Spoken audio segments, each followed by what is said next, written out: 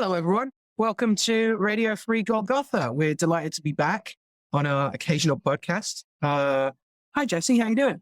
Hi, Al. I'm tired of summer. Yeah. Can't wait to be. What's the meme that was kicking around? It was like humoral theory is everywhere. I can't wait to be cold and sad in a couple months. Being hot and sad is just not it. Our skins know there is enough heat. There is like a certain quality in the air, though, that you can tell it's early fall is trying. So that's nice. The occasional rain and thunderstorms, and spooky season is almost here. And by the time this airs, all the different mouths I could make to mean different words. I do think that September 1st, or at least Labor Day, is the start of the true Advent, as it were. Yeah, I don't think we really mark Labor Day terribly in the UK. I know there's something about wearing white around then, but as a turn in the secular year, it's interesting in these United States. Well, that's because you got us to do all your labor for you. There we go.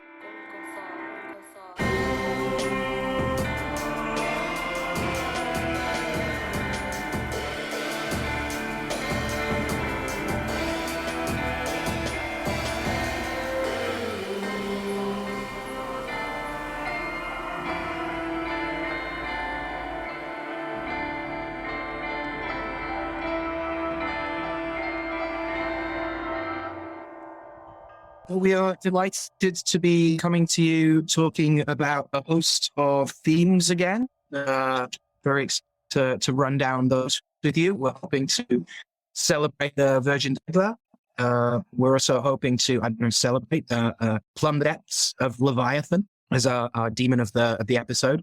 Hopefully also branching out from not just talking about minerals to metals, which after all, I guess are still a kind of minerals sometimes, or an element at least. We're talking about silver, hopefully. We're going to celebrate aloe, the plant aloe. Hopefully we'll get tarot card of the High Priestess straight to the castle. We'll hopefully touch on the geomantic figure of Fortuna Minor and its counterparted Odu Irosun. And we may even touch upon not exactly a dead magician, but also not quite ever alive magician, Prospero, of Billy Shakespeare's Tempest. And finally, hopefully, if we get a chance, we will speculate wildly around the theme of demon magic in general. That's our kind of roadmap here. And as is kind of traditional, we like to start off the reason for the season, which in this case is the patron saints of the namesake town in the front of the Bay of Virgin of Regla. I know this one was one you were excited to get into, Jesse. Do you want to kick us off? Sure. Why not? I think as far as that, I think there's a lot of interesting things coming with this particular figure, because we're talking not only about a Marian apparition, a Spanish Marian apparition, that is then somehow carried over into, as many are, into the New World, or at least that a New World Marian apparition is then paired with an Old World Marian apparition to give it validity and continuity. The point, and we talked about this too, of, I think, for those that are curious, it has been remarked sometimes that we don't necessarily tell too much about the saint we're talking about. And that might be the case today, because there's a lot of interesting things around the saint. So I invite you to go to Liber Wiki and other places to read more. But that there is this transference that happens. It's not unlike the book of Cyprian, the Ciprianios, that like have this claim in old world authority in order for people in the new world to have access to these traditions in some legitimizing way, which is interesting, because you get the same thing with like Guadalupe is not the name that the Virgin Guadalupe gave when she came. That's the virgin that she was associated with, because the G sound doesn't exist in Napat.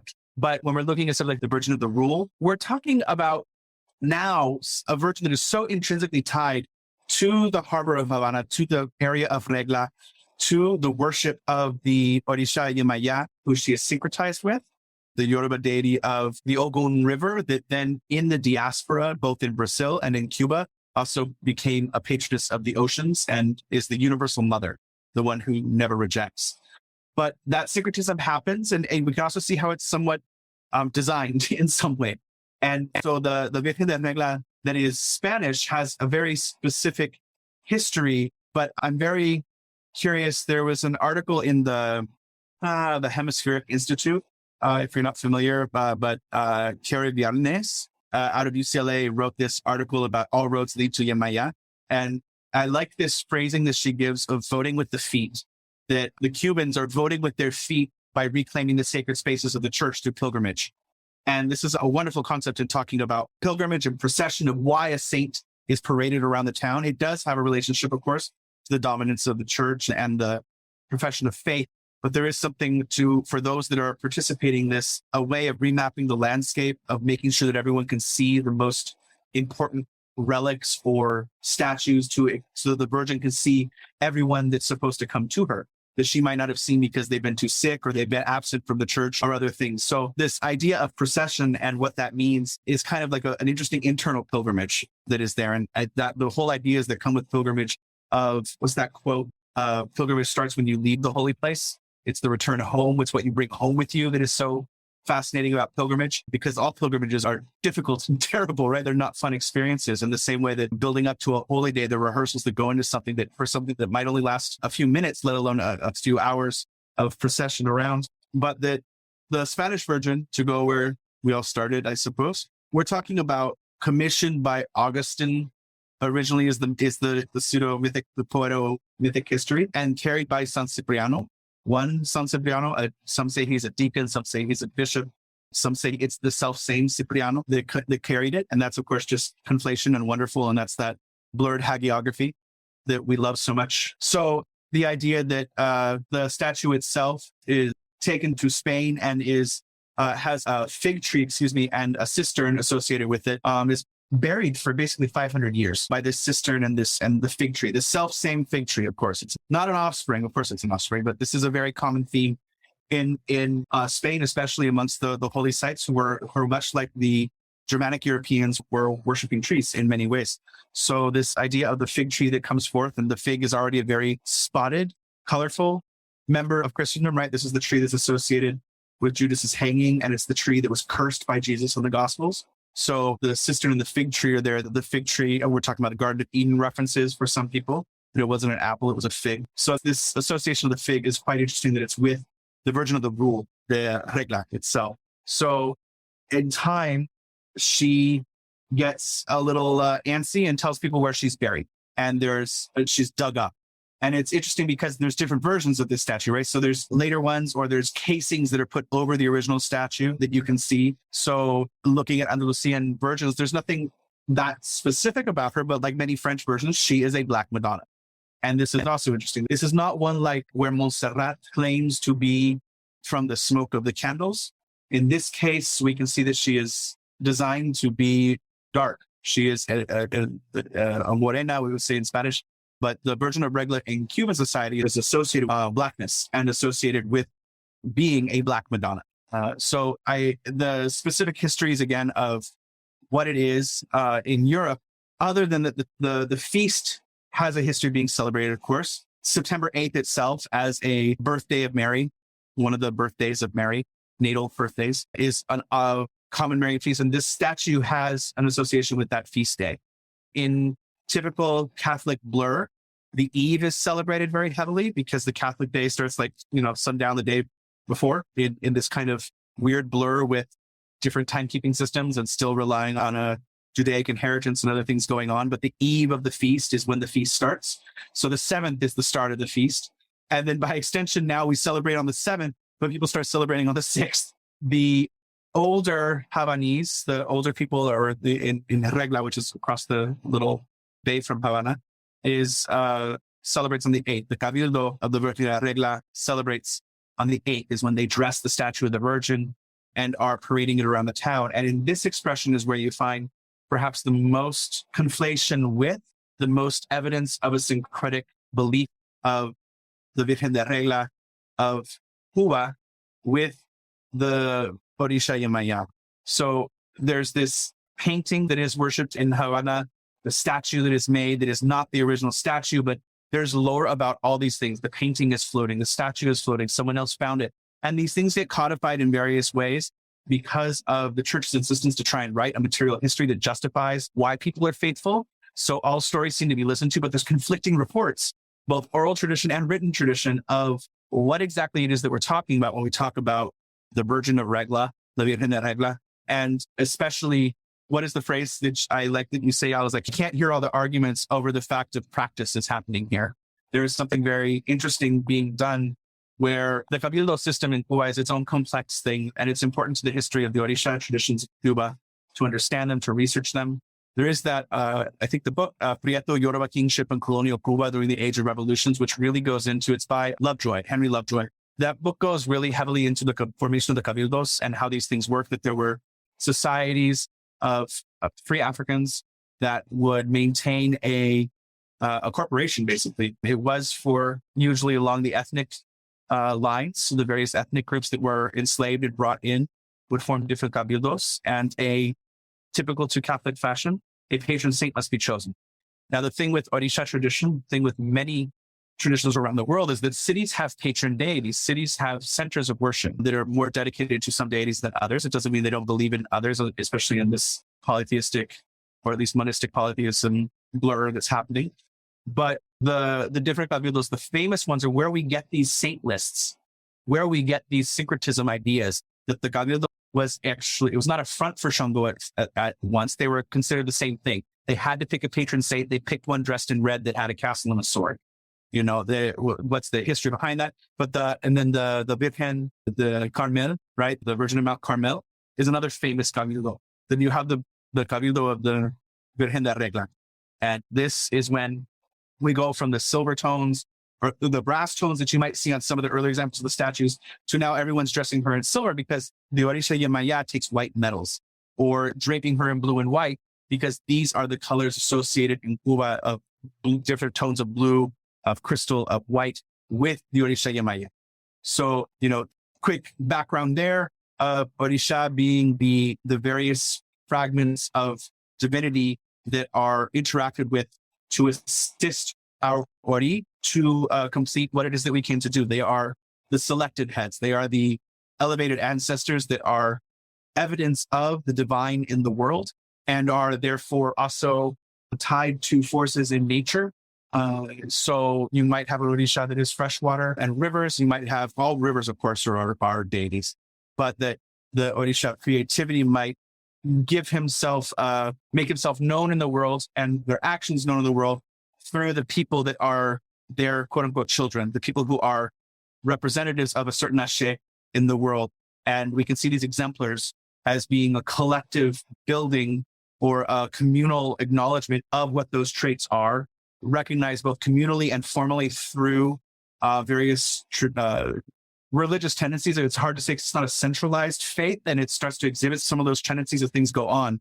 But the point with all of this is that Orisha are, I hesitate to say deity or God, but these are better translations than most. I do not consider them spirits in the same parlance that we would normally have used on this podcast. And they certainly think themselves more godlike. They're also possessory.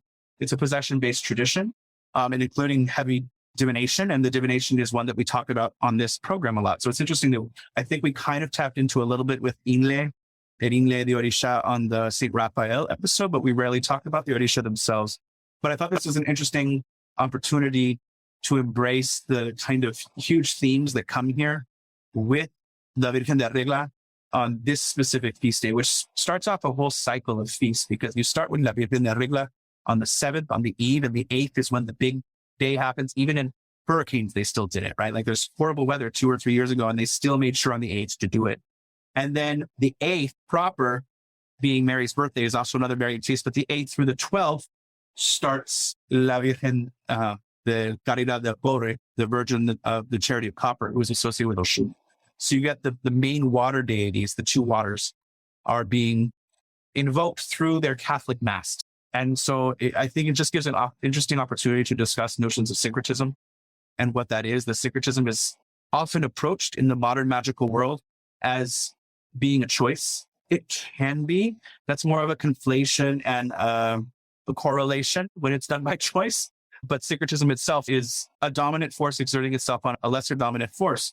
And in true to form in the Catholic world, and this is something that I think is worth examining always, is the difference between the damage, the internal Christianization that happens in countries to their traditions, perhaps. I'm trying to put it that way rather than like, what's the difference between Catholic worldview magic and Protestant worldview magic? There is decided differences. And you can tell magical thinkers, in my opinion, through a conversation, you can tell which system they grew up within and have internalized.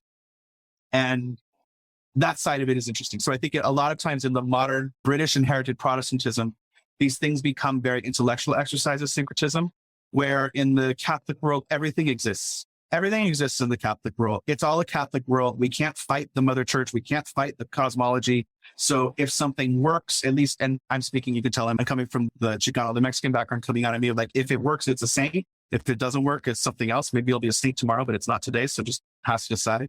So there's something, I think, with the idea here that all things exist. And if they exist, then God must want them to exist in some form, or we have to work to better them through that. That to say that these syncretism notions, that the syncretism between Leviathan of Regla and Yemaya happen, and then they're enforced through the creolization, through the offspring of these people that have a devotion to both. And a lot of the people that, yes, are Orisha priests, they have Yemaya as their deity, their Orisha that they are working with, that they are devoted to, that it's hard to say working with.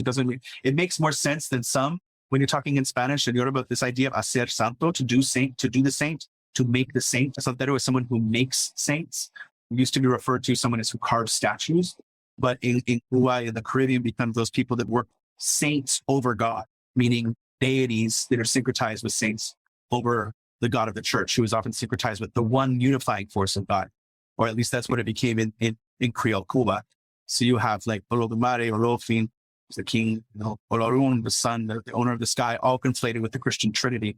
And then you have the saints themselves as being the ones that can interact with us as intermediaries. And the Orisha themselves are, having been lived human lives, as continuing to come into the world, are more interactable with. They have an influence that we do not, and they have a power that we do not. So we're trying to become like them.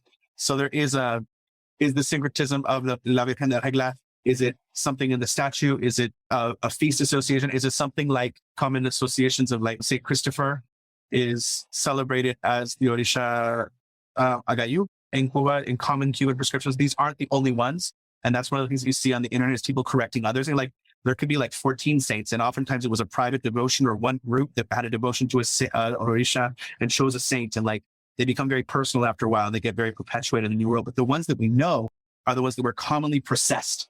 This voting with the feet that kind of makes the presence of the Orisha known through its saintly procession. These are the ones that we know for sure. La Virgen de Regla is one of the primary ones. And just as La Virgen de Caridad de Pobre, the Virgin of the Charity of Copper, that is syncretized with Oshun, that we know that this is Yemaya. When we see it in Cuba, this is Yemaya. Even if you are Catholic, it is too hard to differentiate between the two.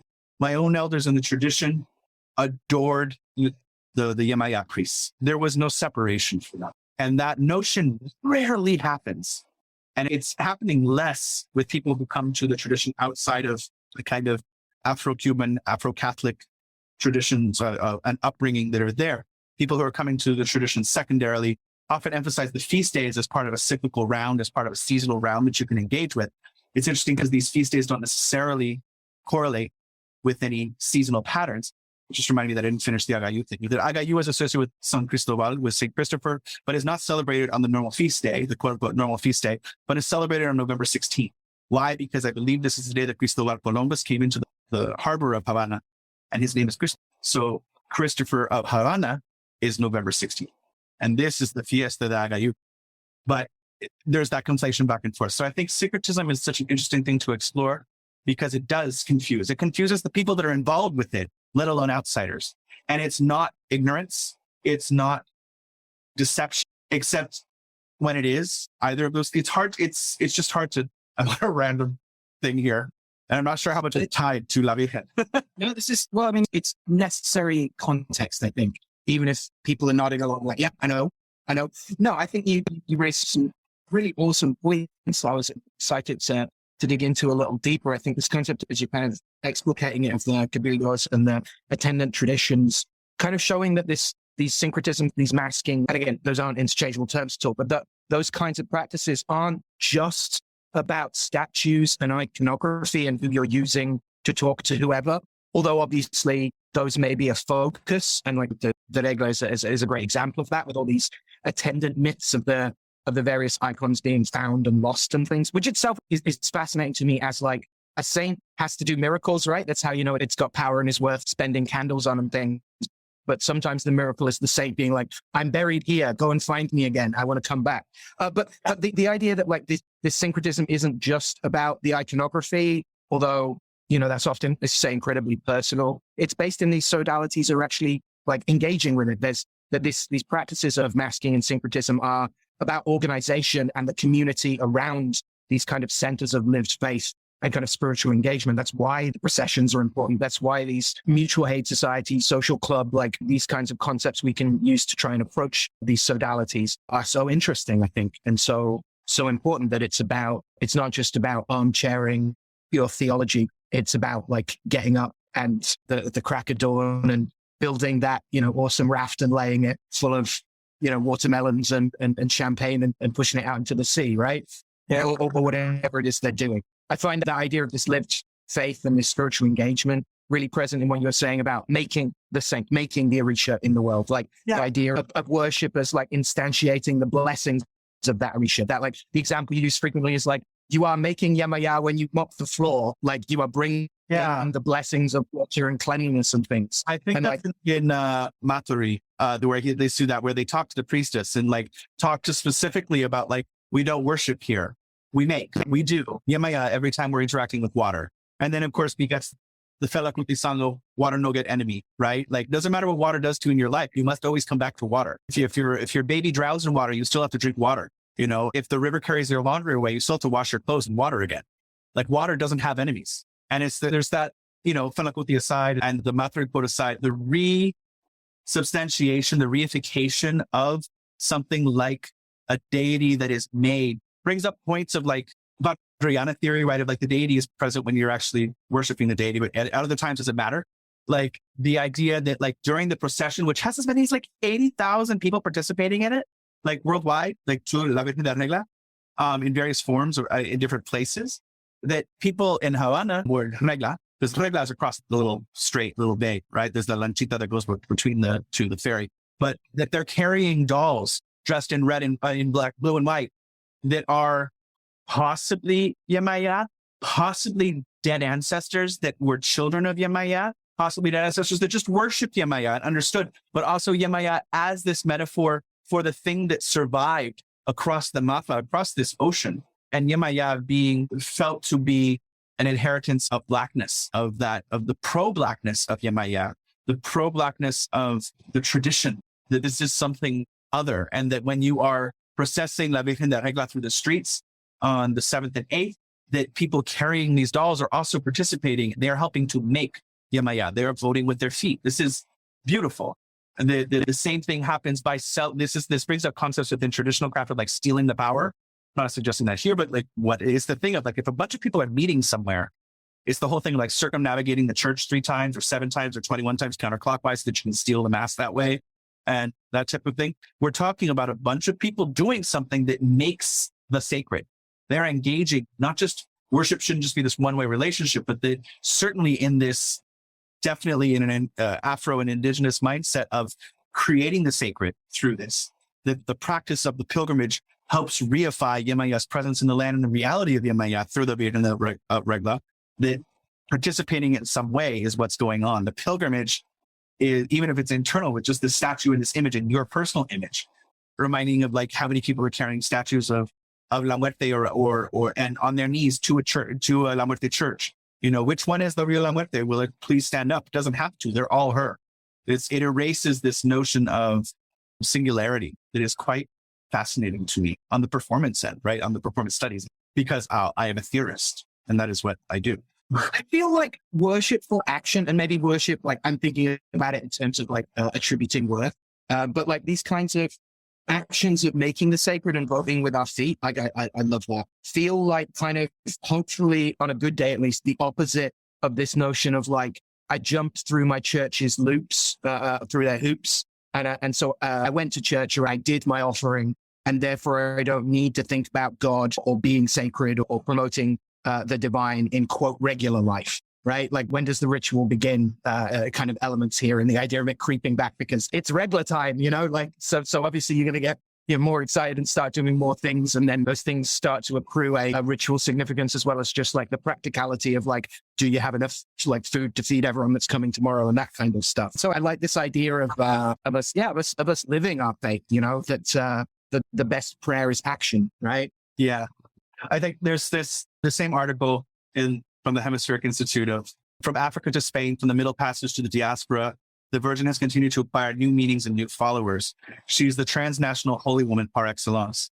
As Robert Orsi concludes in his study of the Virgin in East Harlem, the quote, Madonna is as exposed as the rest of us are to the unexpected and unforeseen in life and in history, that her world changes and that even her identity is not singular or stable. This is what joins the Madonna and her pilgrims into a common lot.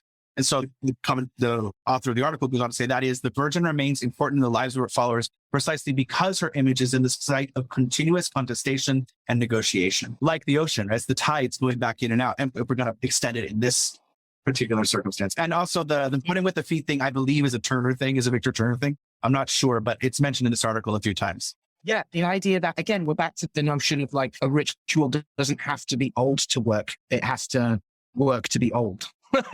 like the idea that like that this Marian Yemaya figure, it has changed, and that we don't erase that past and pretend that it was always that way, but that we understand this is fluxing and dynamic, is also a sign of life. It is the pulse of the divine through human space and time, rather than this idea that things must have existed since forever or not at all. So I love this idea. Again, it feels like the thing we come back to in folk magic a lot of like, if you find, 28 different love spell recipes involving apples, that doesn't mean that you should instantly be like, but which one's the right one?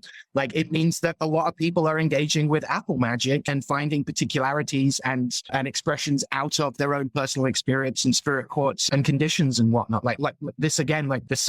Yeah, I love that quote. Like the dynamism of our very identity is also like, I'm with you also. Bobbing on the sea and shifting back and forth is the only way we can be stable. So the phrase, like the Aponte saying, Afro-Cubans associate the Virgin without a doubt with their racial identity.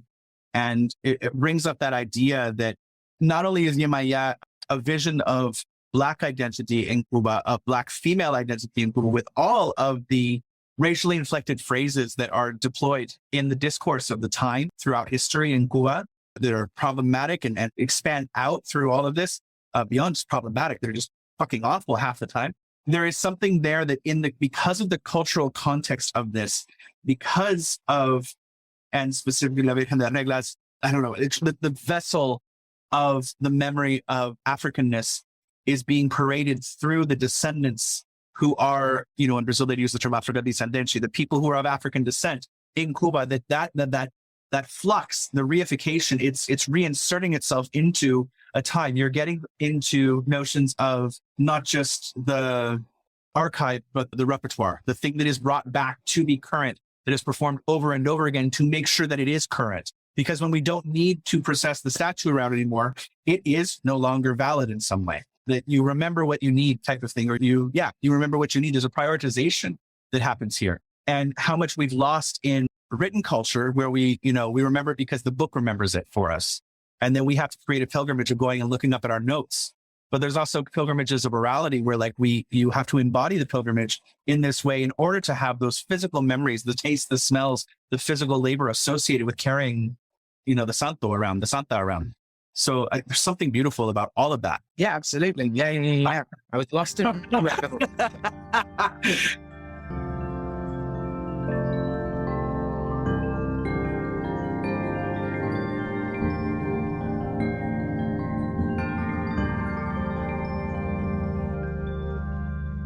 It's also, I have to say, probably the most theory I've thought of in this, because usually we pick a saint of the day, but specifically I like the complexity of this one. Like, you can't go read about the history. Wikipedia has lovely summaries.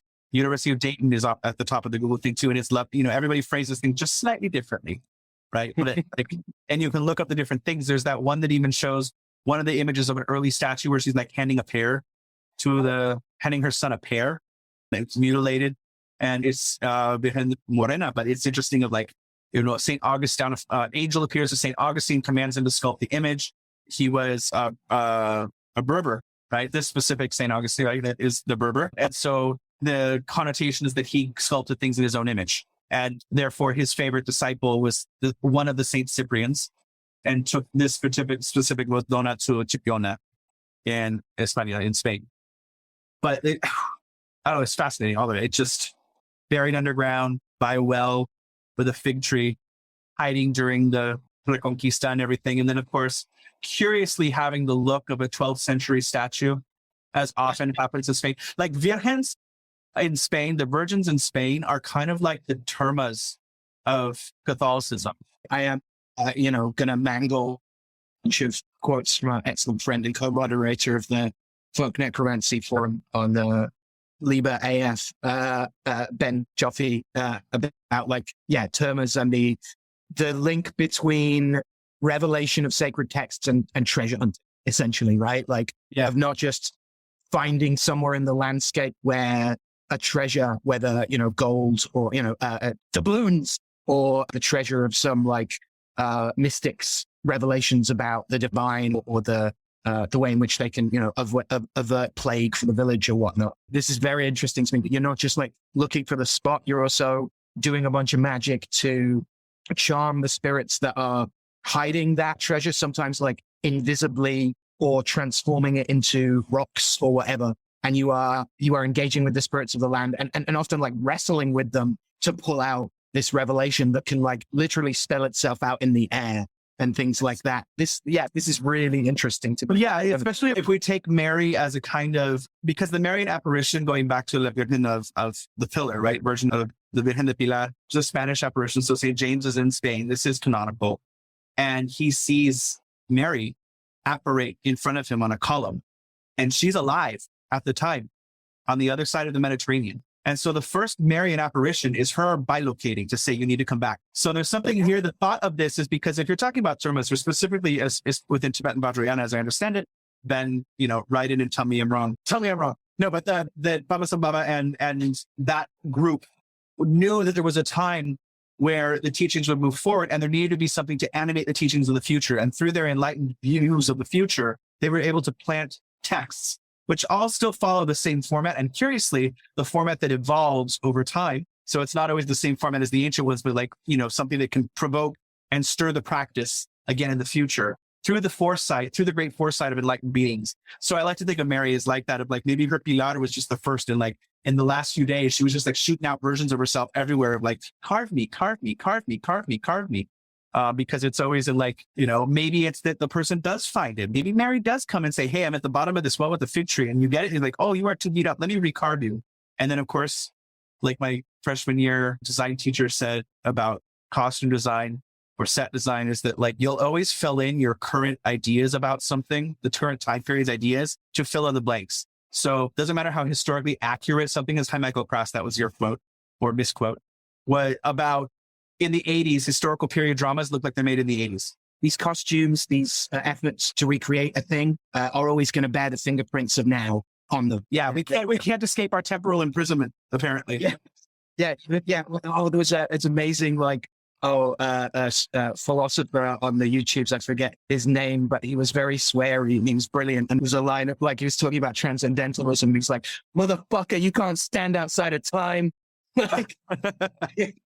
So yeah, I think there's a lot here. I think there's beautiful things in the Spanish way of what was it, for the 300 years between the 14th century and the 17th century, they officially recognized 104 miracles, the church, to this virgin, and that she freed prisoners, saved sailors from shipwrecks, children from drowning in wells, healed the sick.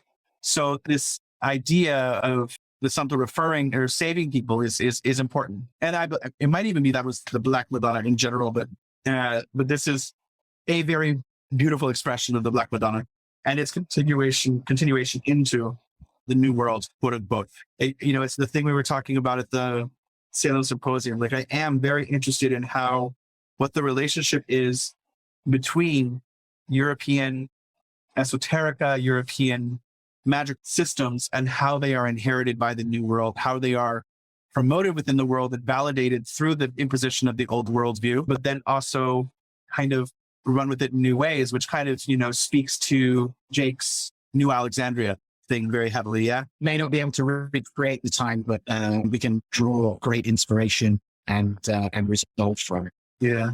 So from one set of mysteries concerning, the ocean, divinity, the depths of things, it feels pretty neat to look at the flip side of the divine, that which the divine decries or otherwise sees as evil rather than good. So we picked Leviathan as our gosh, that is an ambitious that's an ambitious topic to take into. It's amazing. Like it was totally okay, the Yemaya is associated with Aloe, and there's some possible Aloe stuff coming in with Irosun and this things that we're talking about. And of course, these things are on a watery, loner, oceany theme today. But I did not expect Leviathan was kind of beast of the deeps. Let's just see where it goes. And it kind of opened up a whole world of the deep. I mean, we can think about Leviathan as a scriptural demonic force or thing or concept. And so we can look to Job where it turns up, and we can look to some Psalms. It's interesting to me in going through, I'm always going to go King James, don't tell the other Bibles. But it's interesting to see where the word is translated as, a huge thing of the deep, and when it's specifically Leviathan, and when people capitalize it and don't, and when it becomes literally like a whale as like the biggest thing we know about in the sea. Yeah. We get some stuff in Isaiah as well. We could go earlier in terms of like how we wanted to start if we're talking an assessment of the chronology and talk about the reflections that are present, especially various scholars have pointed out in the book of Job, with Leviathan and the older Canaanite Lotan, this kind of primeval monster that's supposedly defeated by the god Baal Hadad. And again, there's plenty of comparative mythology, especially when we get into a new concept, or an old concept that I made a new study of, the idea of chaos camp, of the cosmic battle between some kind of monster, often a sea monster, but not exclusively, and often draconic in some form, as representing various forces of chaos, and a creator god or culture hero who comes in and smacks it about and imposes order and allows us at least the foundation for later order.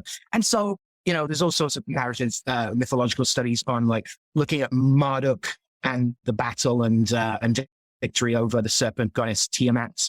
And that again brings up concepts again around the body of this vast chaos dragon being used to, if not make the earth, then at least delineate between the heavens and the earth, which is really fascinating to me. And I super want to get further into this idea of like chaos and what chaos consists of in terms of like its abyssal dimensions. But you've also got like Indra slaying Vitra and Thor slaying Jormungandr and those kinds of things. So like, I feel like that's a relatively good start from a kind of like, okay, we're looking at the shape of the story first. There's a certain surface exception of mythology when you're like listening to the story side. And then of course there's the symbolism and like the things you can do dive deeper into. But the idea of chaos is water and the lack of stability is quite fascinating. That like, yes, the arguments around like fire breathing, but then like lightning coming up from the ocean as well as coming down to the ocean. Like we're talking about storms and the ocean's unpredictability, which is like, that's reflected if we're going to go Yemaya of like Yemaya's dance starts off like very simple, like the flirt scats. They're the flirt scapping. Wow. The skirt flapping with the hands. And then the Agolona comes in and she starts spinning very fast, like a storm at sea. And it can get very, like, even when she's standing like she's on a boat, the torso is like rotating as if it's not on solid land. And how do you represent a benefic force like Yemaya that is the universal mother in contrast to the terrible mother of Tiamat, the mother of creation, the mother of lies, the instability of the universe that must, of course, be wrested by a male god in losing order. Yeah, exactly. Yeah. I'm just going through my notes and found another one, right? You've got the third millennium Sumerian stuff depicting Ninurta overcoming literally a 7-headed serpent as well, if we're going to talk about mothers of abomination. Right. Yes, exactly. Mm-hmm. And then the pairing up of Leviathan with Behemoth and Ziz. So you have the land monster of Behemoth. And then you have Zeus, who's like the griffin that blocks out the sun. And just the traveling of Leviathan or there's different words. And also the association with that one river, right? So there's a Leviathan river that has 7 tributaries along it. And is it in Lebanon? It has its 7 daughters or its 7 heads. Yeah. And then of course, why it gets associated as a demon, but like really, like it almost feels like a whole class of things that we just rather would not name. Right. The idea of like what's at the bottom of the ocean needs to stay at the bottom of the ocean. Yeah, and why is it that the sigil of Baphomet of the Church of Satan like uses Leviathan around the outside? This is an interesting point in terms of like Leviathan turns up in the Bible, obviously, and for to say like, and and Hashem and God, have got you right on this, that there's great evils lurking in the corners and the depths of the world, but like seek the light and that kind of thing. But there isn't a formal, as far as I'm aware, like so many formal stories within at least Christian, if not can speak less of Jewish law, about Leviathan actually being defeated. Yeah. Right. So it's this ongoing thing. That said, Psalms has stuff about like breaking the heads of Leviathan in pieces, and that this is, so there is a sense of like, we also get that the evil is there so we can talk about defeating it. Do you get any sense of like, it's interesting because if I, looking at the sigil of Baphomet itself, and the original of that is French, right? It's late 19th century pictorial history. That guy associated? Maurice Bessy's book was the Pictorial History of Magic and the Supernatural. And that was where the words Samael and Lilith were removed from the sigil, but it still had Leviathan around the outside, which is, it would appear that that's what Levay he grabbed onto that at that point. But it first appeared in La Clef de Magie Noire by French occultist Stanislas da Guaita. Wait, that's how I pronounce it like a Spaniard.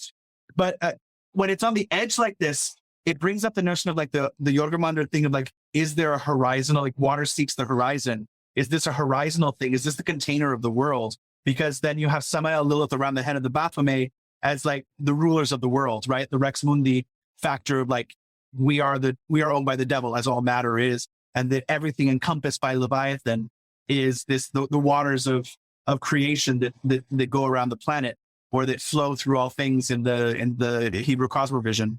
Like there's something interesting to that is, I'm not quite sure. Yeah. Delineation, like description and definition being an inherent, or by definition, defining and limiting that for, right? Yeah. I mean, we're back to the kind of monism of this, right? I came across Pherecydes of Syros, who's kicking around roughly in the 6th century before the Common Era, who's one of these folks that interprets chaos as water, or at least as saying like, we should think about chaos in watery ways as something formless that can be differentiated, right? And so you get all these concepts around emptiness and vast void and chasm and abyss related to chiasko and chiano in the Greek, from gaping to be wide open. But then when we define an opening, we are therefore, the whole is something that gets bigger the more it's taken away. We're thinking about not just an edge, but a precipice, this black hole at the center of all things, at the center of the world, right?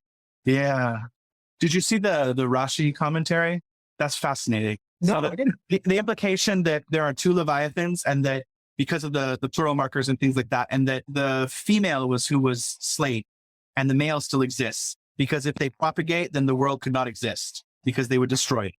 And so that in the Feast of Sukkot, the festival of booths of the tabernacles, which has important reasons for me otherwise, in Spanish weird folk magic, but that there concludes a prayer recited on leaving the sukkah. May it be your will, Lord our God and God of our forefathers, that just as I have fulfilled and dwelt in this sukkah, the so way I merit in the coming year to dwell in the sukkah of the skin of Leviathan next year in Jerusalem. Because at the end of time, when Jerusalem is reclaimed, that they will hang the skin of Leviathan onto the walls of Jerusalem and illuminate the world with its brightness, because its skin causes like flashes of light, like lightning. Okay, so there is definitely keyed in. Like I totally misspoke. Then there's definitely the idea of defeating Leviathan at some point, if not already having done.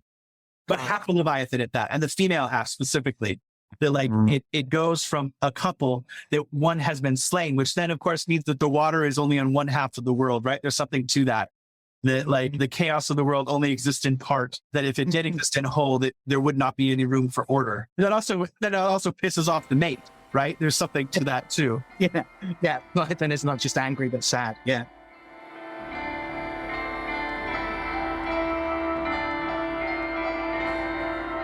This point about light is really interesting to me for this spirit, so bathic spirit. I don't know, this concept entity.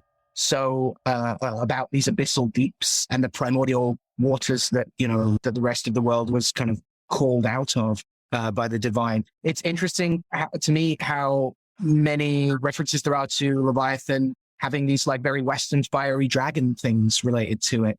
There's also stuff in this in Job about it snorting throws out flashes of light. Its eyes are like the rays of dawn.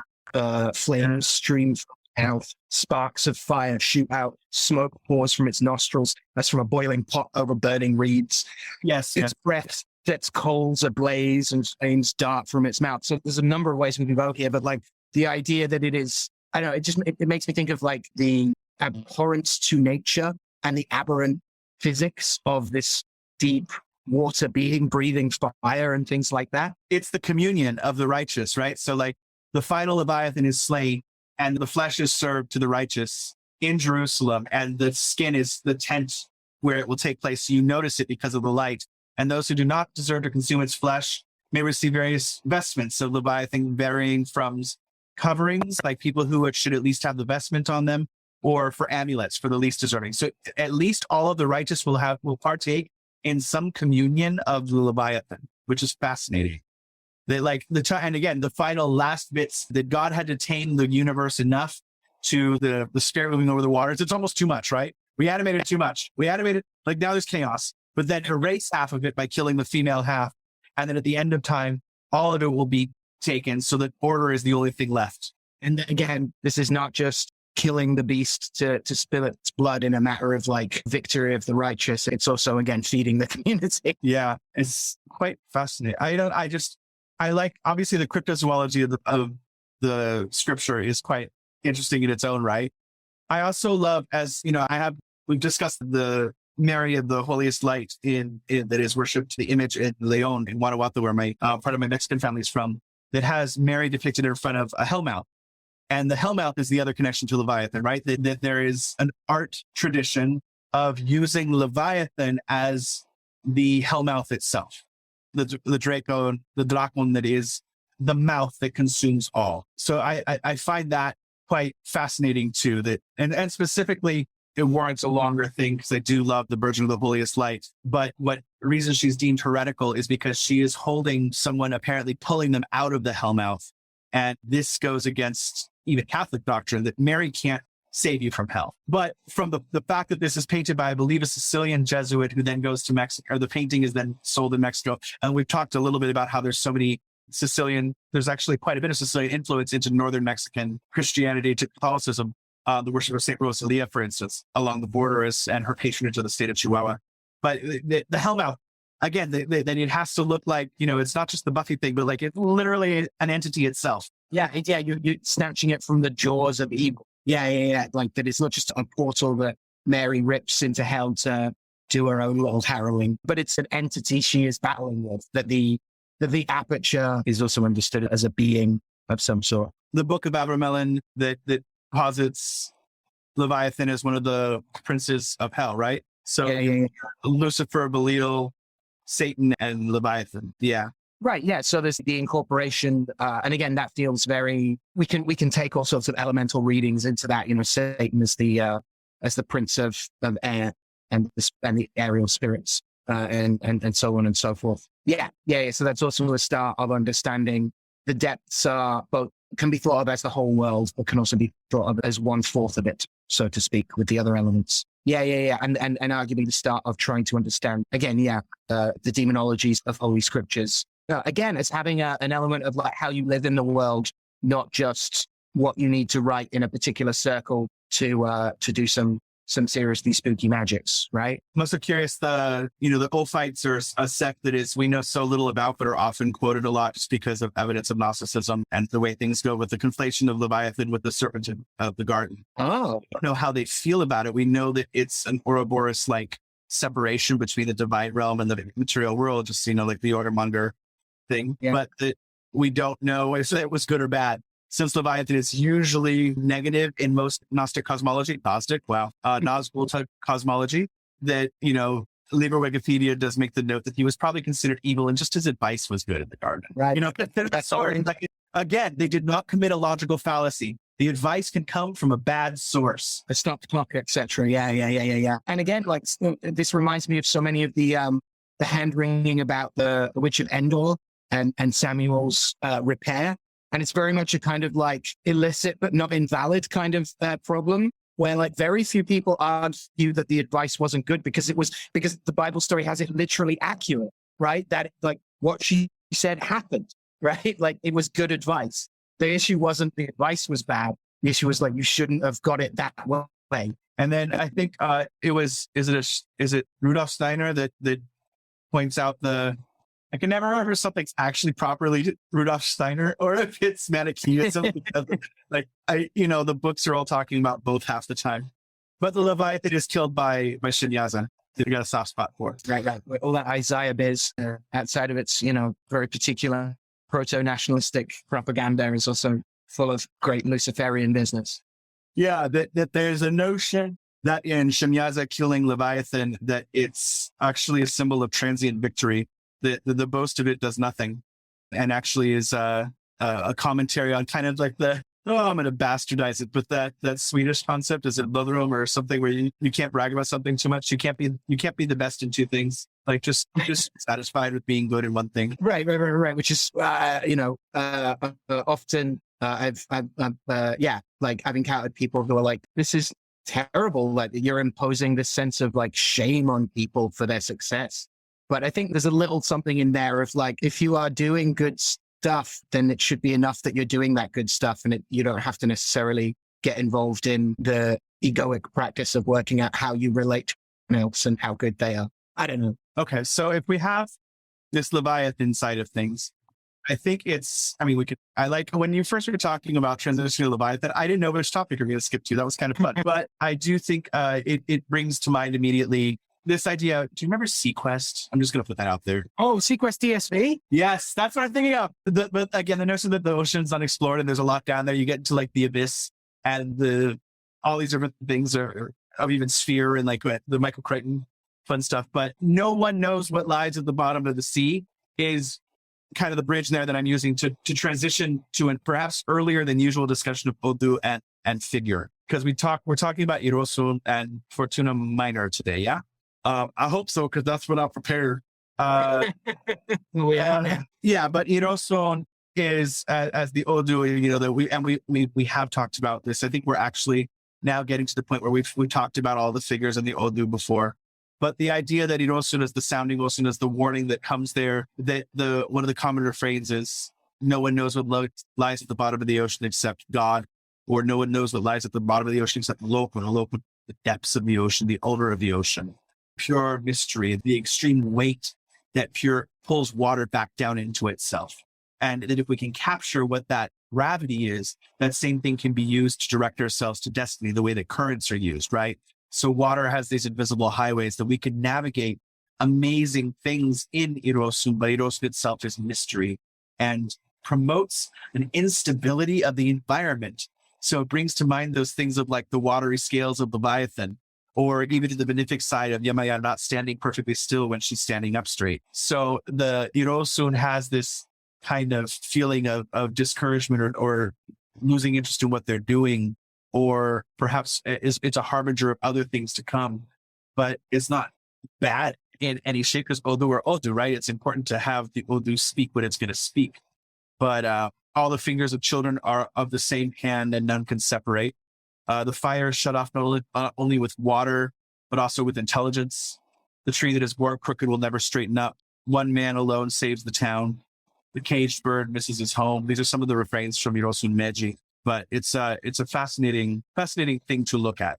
That instability is there, that the nails in the walls of the house, the pin hinges coming out, like the holes that are causing things. There's some pretty profound Orisha that are speaking there. And that's first and foremost coming to light of only Olobu and Olorun or God are knowing the science full implications. They can't be expressed in mortal tongue, which is like, okay, that's a lot to say. And so then like, okay, or always Elegua is going to be there because he's there in every Odu, but the Oba and the, what we call the pink ladies, right? And Wawuluaye, Aganyu, Oshosi, Egum are all there. A little bit Oshana, maybe. The severity is there. There's something there. The ocean means severeness. And it brings to mind what we think about Aloe, even though we would a lot of people put that in what would be the equivalent of Karker, deep. This is an earth sign. This is all things of the world. But Irosun itself is that, like, it reminds tell the story of the buoy, right? That has that weight on the bottom that should be mostly standing upright. But if it's starting to tip a lot, that's a bad sign. Yeah, there's definitely this thing in the counterparting geomantic figure of Fortuna Minor of the instabilities of the world and how we best navigate them. Definitely a lot of like, there's going to be good days and there's going to be bad days, and you got to learn to take the crunchy with the smooth. Fortuna Minor. A lot of I often contrast it to Fortuna Major, the other figure that's generally regarded as ruled by the sun, and where Fortuna Major rules the hard work of the sun rising and illuminating with its dawn rays, the work that has to be done, the work that you have to do yourself. And that, I often talk about Fortuna Major as like building a big golden tank that you get inside and then, withstand the 2 steps forward, 1 step back of the outrageous slings and arrows of the world. In contrast, Fortuna Minor is very much a figure of like working out how to navigate the tides of fate's fickle fortunes, of the good and the bad, and of the only stability being, constant readjustments and things. Yeah, that makes sense, because some of the things signaled here could be someone has lots of things going and just doesn't know how to finish any of them first. And so it can be pulled in with one hand and thrown out with the other. So there's just this need to kind of like not bring in other Odu influence of like where we go to when it's complete inaction, complete indecision. But like this can mark for a business, like you need to focus because you're wasting resources and you're wasting time. So it's, again, nothing bad per se, but it's a prediction of less good to come if you're not careful. Right. So there's the thing of like health wise to wash the eyes or anything in pairs. The things that you grab, the things that pairs in our body, the kidneys, the lungs, the ovaries, the testicles, the legs, the arms, the nostrils, the ears, these things that we need to like our sensory interaction with the world to make sure that we're on task. And then also like the person might present everything's great, but that's not the reality if that's what they're presenting. In the same way that if they think everything's bad, horribly bad, more than likely in this side, it's not that it's horribly bad, it's that that's their spin on it right now. They're locked in a difference they're in a dissonance is really what we're talking about. It's usually, geomantics are really a syncretic bunch. And so it's often read either as an airy figure, which is how I do it, but also as an fiery figure sometimes as well. And even in its, airiest, we have put it in the category of one of the airy quartets. It still has a lot of choleric particularities to it. This thing, not just of, we absolutely see that too, of like people's vantage. Again, how you are attempting to tailor the past is always going to have the fingerprints of now on it. The way you are interpreting what's happened is very much at the mercy of what's currently going on with you. But there's this real sense of a choleric pushback on things. And so this strange admixture of, on the one hand, it is like, an airy figure of like, it can be very much a figure of like coasting and of like just getting, doing my thing and not, and keeping my head down / not volunteering for anything. There's kind of two houses there. But it also, when it gets into and everything is fine and good and it's happy-go-lucky until it is pressed into a corner where it can get very vituperative and defensive, and everything's like breezy and fine and all good in the hood until like it isn't for you. And then the energies that mark this figure and this pattern of nature playing out we'll get frothy, we'll get hot-headed, we'll get choleric about things.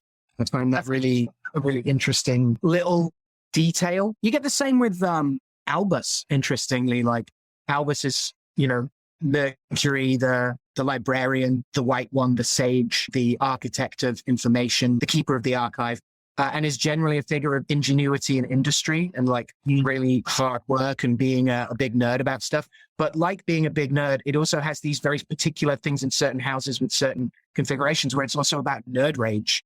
You misquoted that my favorite author. You're wrong about that thing that I've spent 3 years thinking about. You're just fucking wrong. And it will have this it'll have these flashes of anger and choler to it in an otherwise very peaceful sign, because, peaceful is not the same as harmless, right? So Fortuna Minor definitely has those it's a strange figure and often connotes in specific houses not necessarily a bad deal, but the less good deal. Gives few children, will get, the deal will be good financially, but not as good as you think. It's not that it's bad. It's just predicting less good things. It's also like the complications of life, the ups and downs of like, sure, you'll get, sure, you'll get married, but like you will also have a bunch of issues with the wedding, like things like that. And not just in a Morissetian way. Yeah, it prolongeth contentions and maketh one's adversaries to circumvent him with many cavilitions. But in process of time, he giveth victory. So it's also it's more complicated, especially as regards to what is like crossing you or an adversary right now. Did you say complicated? Because if you did, I prefer that word. I may well have done. Or maybe I'm like hearing through the Zoomiverse, but which I do appreciate that I know when you're quoting, because you are an early modern person, that the F comes back in. Yeah. And it's like, oh, he's quoting. That's lovely. We have to perfect our podcast voices of, and this is how I quote a book in my chess resonance for you.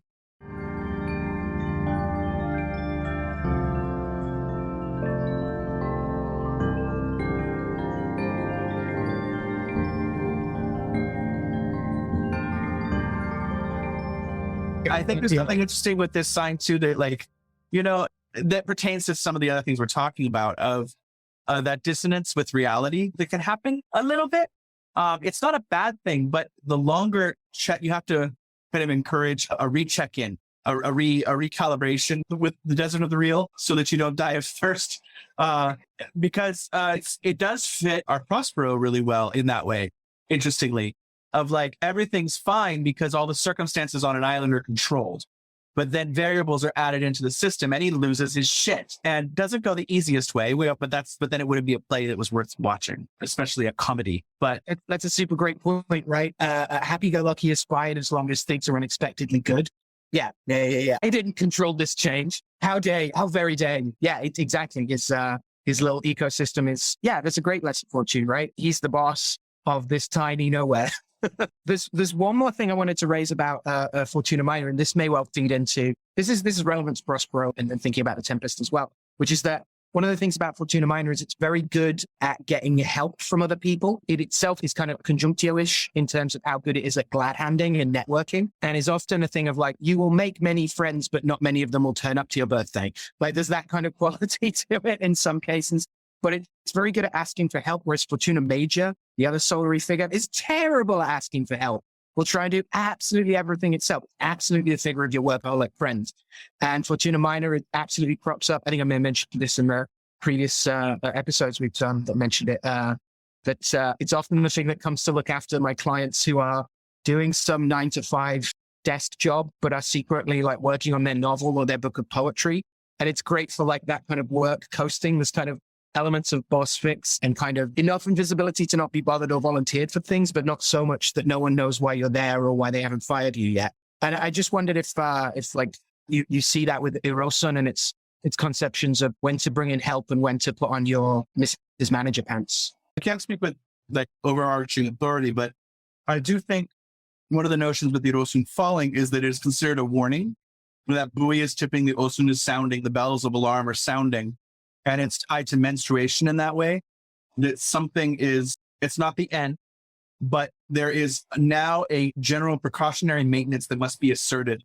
Oh, and you must determine which aspect of your life, if not all of it, that must be, investigated.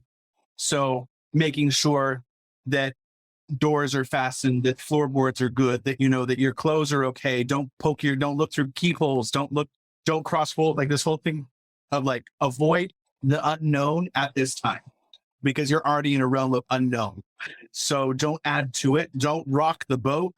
It's already rocking from the outside, right? Yeah, the ocean is there. So I think there might be ideas there of what you're saying, but I also see it on the like the need for the prophylactic side to kick in of like, and now you do your maintenance checks. Now you do your, boosting your securities, your wards, go back over things that you think are done, because they might not be correct. Yeah. Now is the time to be fastidious, precisely because you haven't been. Yeah. Fortuna Minor absolutely rules quick fixes, hold it together with duct tape until you get to the finish line kind of thing. Yeah, it's because it's like the door is taped instead of using hinges or something. So now's the time to make sure somebody took their nails out so things fall down. And again, it's a really important sign to fall because it gives you that warning. Right. But it's also like, don't let it fall, don't let it fall, don't let it fall. Right.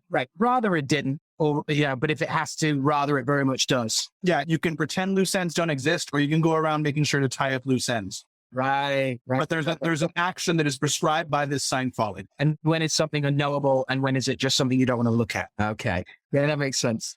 All right. So our rightful Duke of Milan on his island, learning his sorcery from books. We've got from a goddess of the bay, or a patron of a bay, come from old world to new and accruing new watery meanings, to the primordial thing in the bottom or in the corners of the world or in the edge of the hellmouth, to arguably like kind of the middle of nowhere, and a wizard on an island doing his thing, as you say, doing his thing badly in a way that produces some quality drama. So in looking at Prospero, I ended up spending a lot of time going through articles about his magic specifically. There's a number of other angles we could have taken. Just been going through Roy Palmer's Folklore of Warwickshire, which does a great job of all of the local stories of like, oh, this is where Shakespeare drank, and this is where he cursed a tree, and various other bits of like folk hagiography and things like that. So we could take the angle of like how much, what's Shakespeare reading to, what's he quoting to talk about his magic, which we get a lot in the Scottish play and treatment of the witches. But I ended up just thinking about the limitations, I want to say, of Prospero's magic, of where it's delineated in that classic like advice for fantasy writers about like have a hard line about what is and isn't magic and how it works, so no one is confused and gets to like complain about, oh, you just said a wizard did it. There is a bunch of stuff in the play about like the limits of what he can do and can't do, and where his purview reaches and where his horizon is, right? Which I find really fascinating, whether or not we're talking about exactly the relationship between Prospero and Ariel, or especially Caliban. There are countless post-colonial texts explicating that complicated relationship. But also, what the whole deal of the play in terms of his elaborate meet cute is to get Miranda, a nice husband. That to me is really fascinating. And again, that's hardly new commentary to say like, Prospero is constructing kind of a play within the play. Oh, I love Charlie Kaufman. But there's also plenty of stuff about what it means to create storms, and what it means to shake people up, and what it means to come to the dawning of facing the future rather than lurking in the corners. Those were the kind of initial themes that I wanted to hit on with Prospero, along with, we can also talk about comparisons to John Dee, the summoning of a Tempest to sink the Armada on a particularly Spanish holy day as well, I believe. The Spanish Armada sails towards England on September 8th, right? So that's the feast of the Virgin of Regla. There we go. That's where it came up. Yeah. It's such an interesting figure because notably the idea that this is Shakespeare's last written play, there are those that say he wrote none of them. But bearing my last name as I do, I must support, even if he hated my ancestors. That's the second best bet for you. The idea that this was an actor's role is quite fascinating.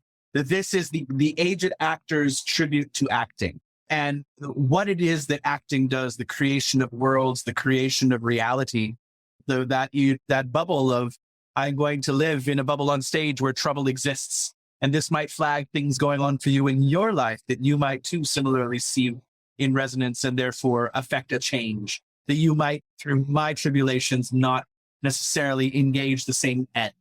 And certainly that's where I don't know if you've seen the Greenway, some of Prospero's books. It's a famous avant-garde. I think it's late 80s, early 90s. So it's just focusing on Prospero as Shakespeare and rehearsing the action inside his head, and then speaks the lines of all the other characters, and concluding the film by sitting down to write the Tempest. But it's a visual high, everything's definitely a product of its time. Michael Nyman was the musical composer, and Saburta was the choreographer. It's one of those ones, it's an art film. I remember renting it from Music Plus when I was 13 or 14. Even my dad was like, what are you watching?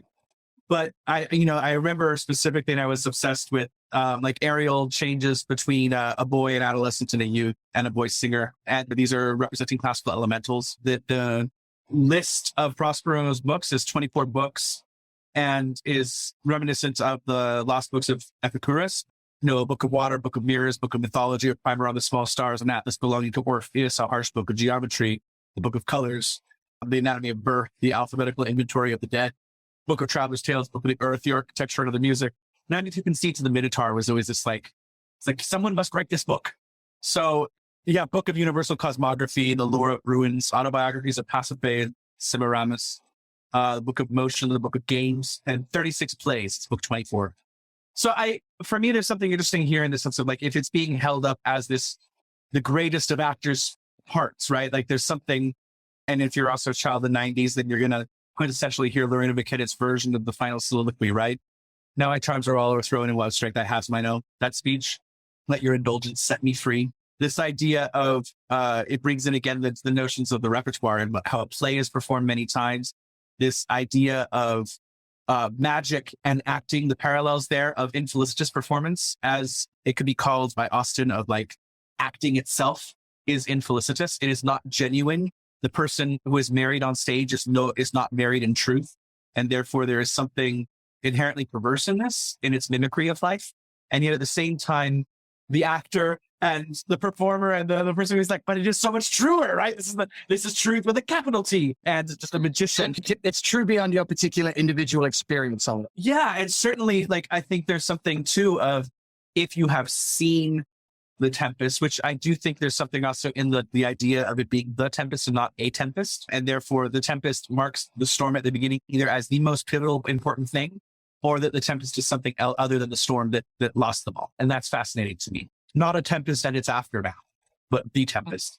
And maybe I'm, projecting modern sensibilities of indefinite and definite articles backwards upon what could be a publisher's choice. It's a great, like, in media res, of like the first scene, I believe, is the ship being tossed about, right? Yeah, bosun. Yeah, that whole scene, boatswain. And it's certainly not the only Shakespeare that has a huge storm in it either, right? Pericles has that huge storm in it as well. That's just, it leaves an interesting opportunity for things.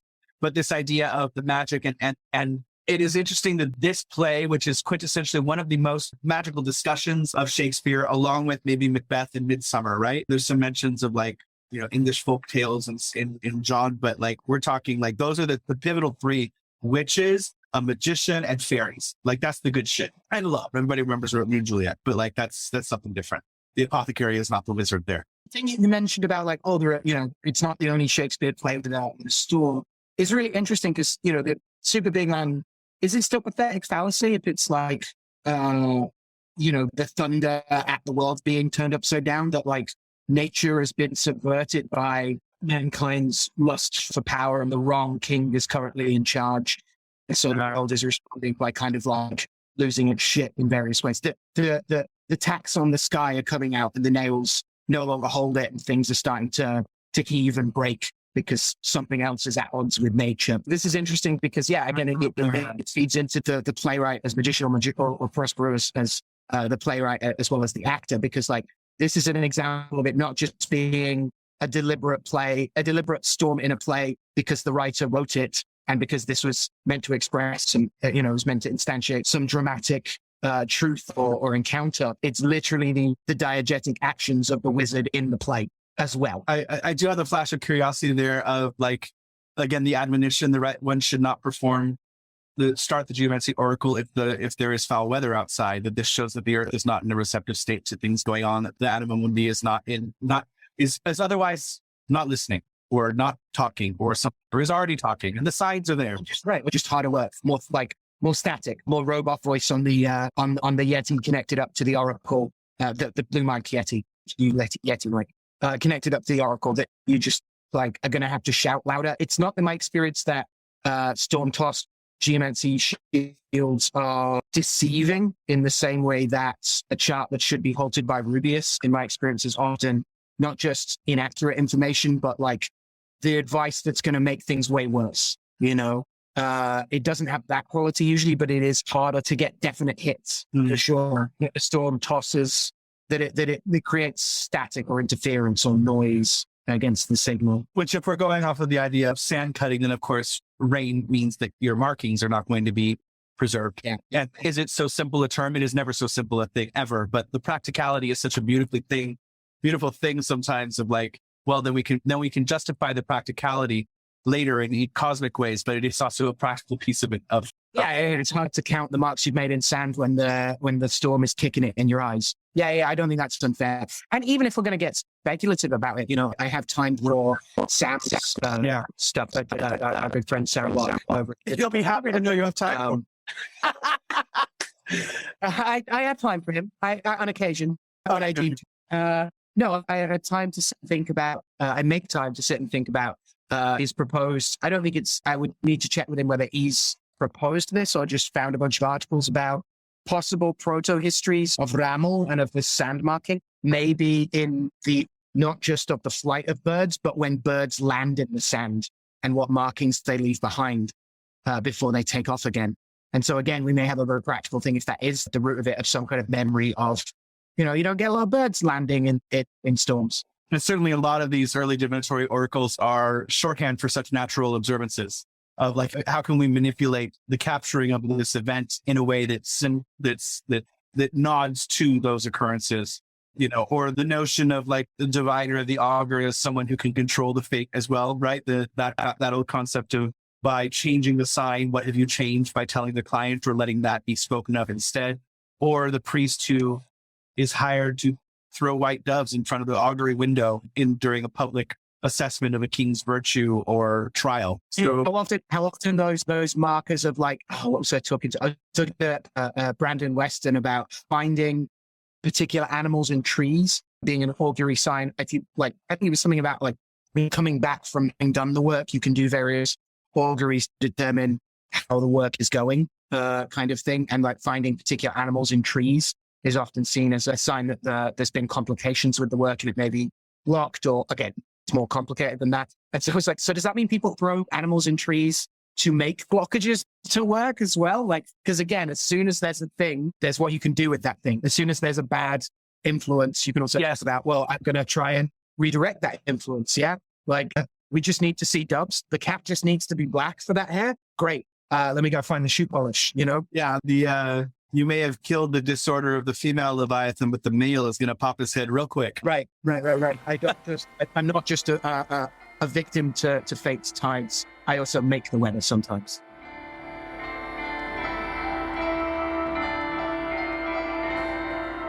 Yeah, I think there's a lot of beautiful things that are complex with Prospero there. This idea of the book magician, yes, the D influence, yes, if it is a Shakespearean playing upon the notable archetype of the magus at that time, comparing it to the actor in his books or the playwright and their plays of like, what have I accumulated? What is the thing that outlasts me? What is that tempest of thought where creativity sparks? What is it when the little luceros go off in your brain of like, oh, I can start something now? The fireflies of inspiration, the sweat of the muse's brow type of thing. There's something in that because it is not, why so convoluted a reason or a way to get coupling to happen? Well, this is the fascinating point for me, and it made me dig through my doctoral research as well in terms of magic and the passions. Yeah, you have a doctorate. No, just kidding. Yeah, because did I mention? Sorry, doctor. He says lovingly caressing his doctorate. No, this is a really fascinating point because on the one hand, certainly, there are various magics, especially things called witchcrafts, that are absolutely about cultivating a passion and then using the violence of that passion to broach your own porous mind, body, soul, self complex and to like affect the world. Like there's a lot of stuff even in Agrippa when we start to look at, when he talks about the cultivation of passional virtues in the body in order to expel them. These are the roots of like charging up your evil eye, things like that. So on the one hand, there's absolutely the sense that passional is magically, the passions are magically affective, that there's an affectivity to them beyond your own kind of experience and expression. But there's this other notion here that, and again, we're into the kind of duality of love being considered both a maddening thing and all the references to, Ovid and the soldier of love being a wound and those kinds of concepts and love sickness and things, to also this idea of love is an ennobling and divinizing thing. And so there's this idea that like, actually there are no love spells. There are only lust spells or spells that recreate the symptoms and conditions of love. And so, and a necromancer's switch, right? Graves at my command have waked their sleepers up and let them forth by my so potent art, right? But on the other hand, it said he can't we find this explicitly in the play with, despite the fact, it's made very clear that Prospero, knows his way around a blasting rod, and he can't force love. He can't, though great magician he might be, he has no power to bring two young hearts to be as one.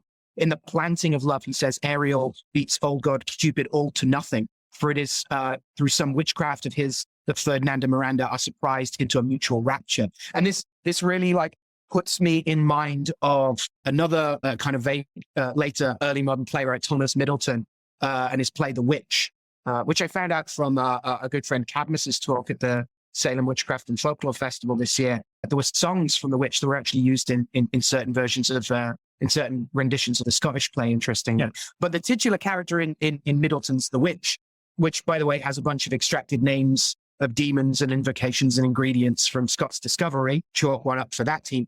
The witch in play, the eponymous worker of Maleficia, is asked if she can destroy a marriage. And she says, no, time must do it. We can't disjoin wedlock.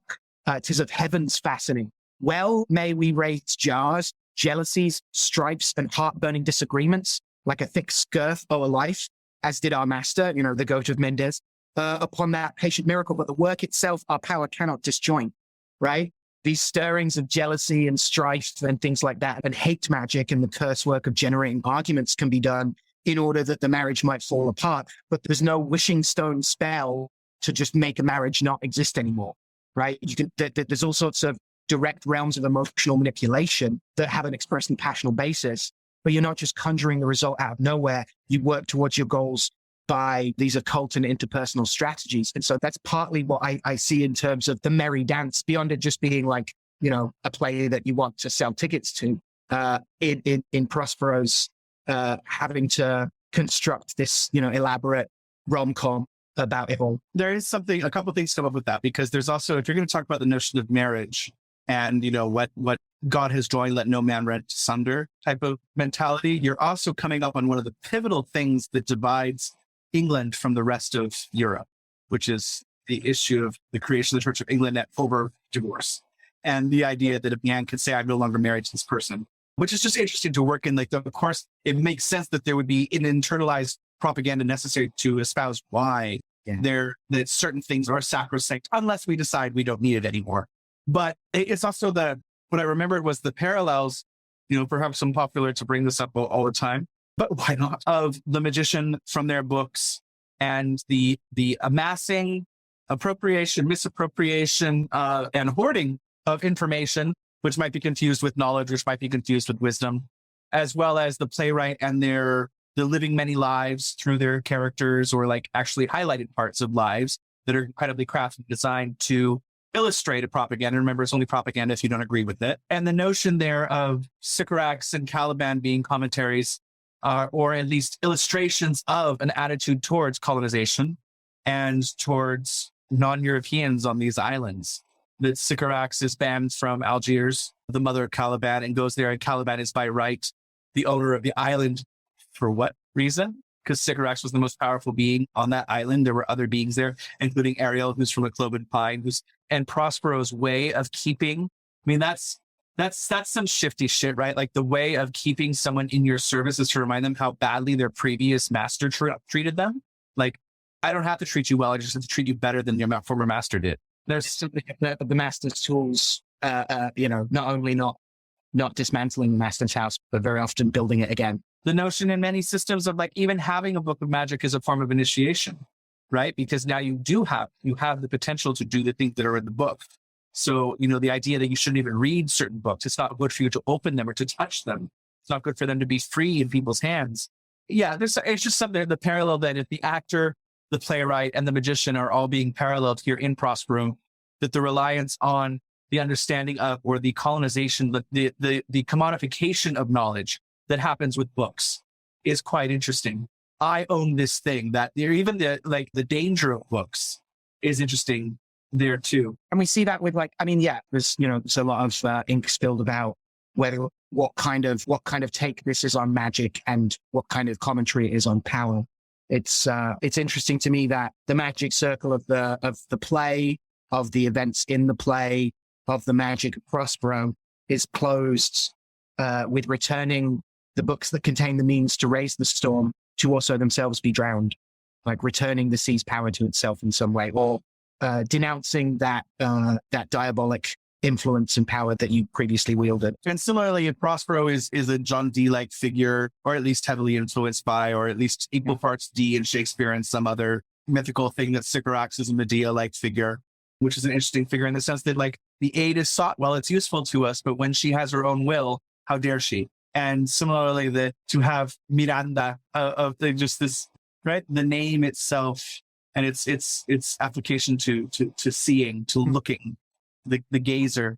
It reminds me of the Waterhouse portrait, right? It's just that gaze at the ocean as it comes in and the shipwreck out there. God, it's just, she's 15 years old. Is the Tempest like love? Is the Tempest this adolescent awakening? Is it, this whole thing there is quite fascinating. And then the Tempest itself, which we have had Prospero on the list. And it's funny because I think I just suggested Prospero as like and maybe some background of my brain was working. But of course, the play is called The Tempest. We're talking about Leviathan, an ocean Orisha, and like the instability of water. So like a wonderful thing of like, sometimes the threats are designed and sometimes they really are like, yeah, that one worked out, didn't it? Yeah, that's nice.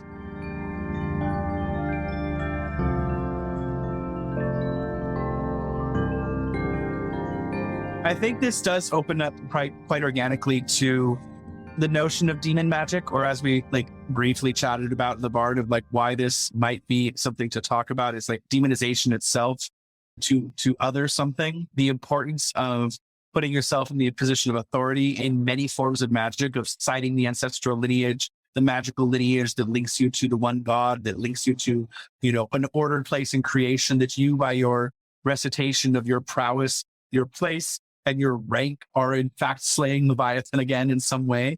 You're like Marduking your way through this long list of epithets. There's something quite interesting about the need for this, including because coming out of this demonization or otherness is the way that it's just thinking about it with Leviathan and the Virgin of Regla, of the demonization of the Virgin Mary in some Protestant sects as to being something that is pagan.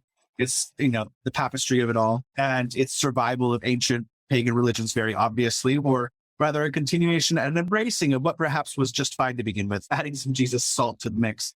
But that of Leviathan, of being perhaps, I don't always want to go back and say that like there's this kind of trend that happened and we're all aware of it. It happens cyclically, of course, but it was very heavy in the neo-pagan movement, that if anything had ever been called a demon, that it probably was just a foreign god at some point, and therefore it wasn't malevolent, or that we erased the malevolence or dehorned the demons. And there's something interesting to this of like, it comes up very strongly with figures like Lilith of demoness, but not goddess historically, and now elevated to goddess.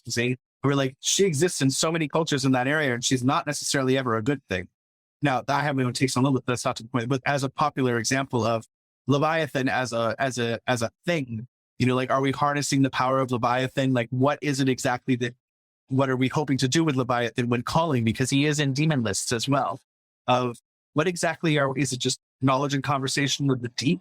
Like, is it the whale song of Dory finding Nemo? Is it like, I don't know. If this key theme, there's always an authority being exercised in demonology, and especially in demonizing and in demonization, the authority to decry, to replace. And really, I think in terms of this tension of old and new demonologies, is this tension between, are we talking about, fallen angels?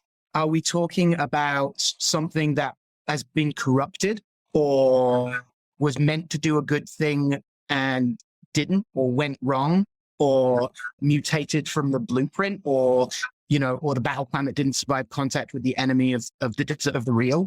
Are we talking about something that came to be bad, or are we talking about primordial evils? And that to me is what's interesting about Leviathan. And it makes sense that they would turn up in the handbooks of demonological conjuration eventually anyway. But that's fascinating to me, the idea of what was once a thing and is something different and harmful now versus what was, because we're into like some theodicy stuff here. Like, why does God create evil if God creates everything, right? And the various different ways that's answered and responded to. And exactly, we get that sense of like, if we are trying to decide we're going to heal history and decide that we want to look at the actual things that various ancestors of ours would have worshipped and found sacred in the face of, our various disagreements with the church's notions of how those things get talked about or not talked about. It makes sense that we would look for what's the flip side. Exactly. When is this propaganda that I don't, when don't I agree with it? And therefore it's propaganda.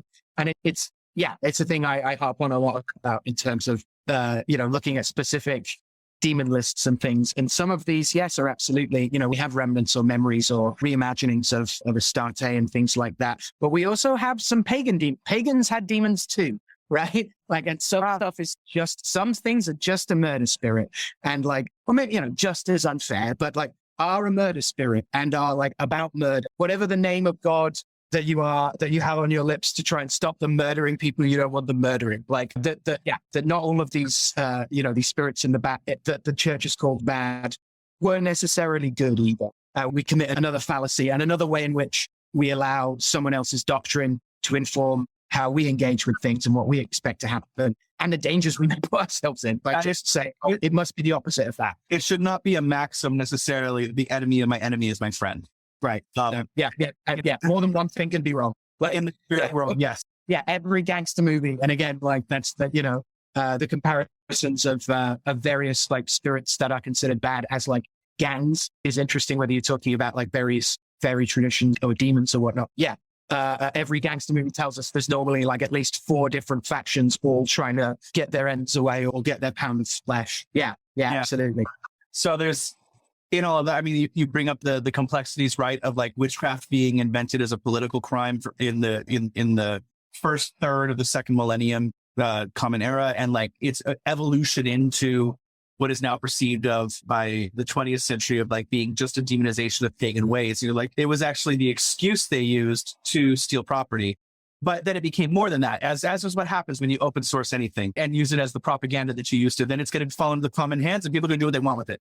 But the idea of what a witch is, when you refer to Circe or Kike and Medea as witches, they're not necessarily witches in the way that we would use it. The Greeks referred to that. The paganism and witchcraft are not the same in that we go into like the definitions of Jade Bull that were proposed by Landry at that one conference that is great to consider. Of the emotionality of witchcraft is different from the manipulation of all things through worship, interaction with divine forces. And Prospero is not necessarily working with demons, but he has a spiritual familiar. He decries the notions of the works of Syncretic and how she was evil, and that Caliban is half formed because of her, manipulations and magic and things like that.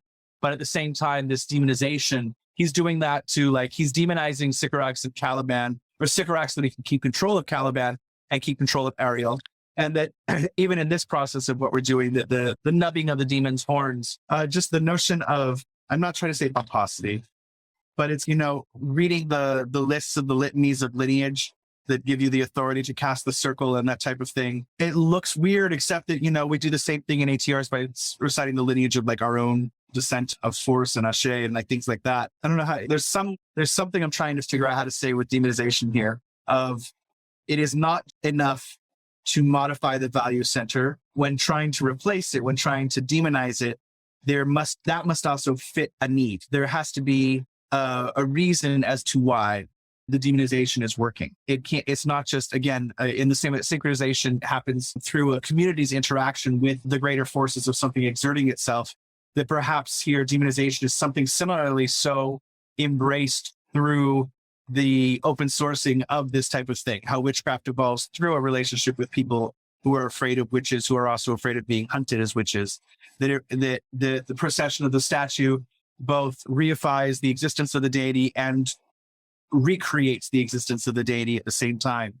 That the demonization is a way of exerting authority, of promoting otherness, of creating order to your own benefit, of course.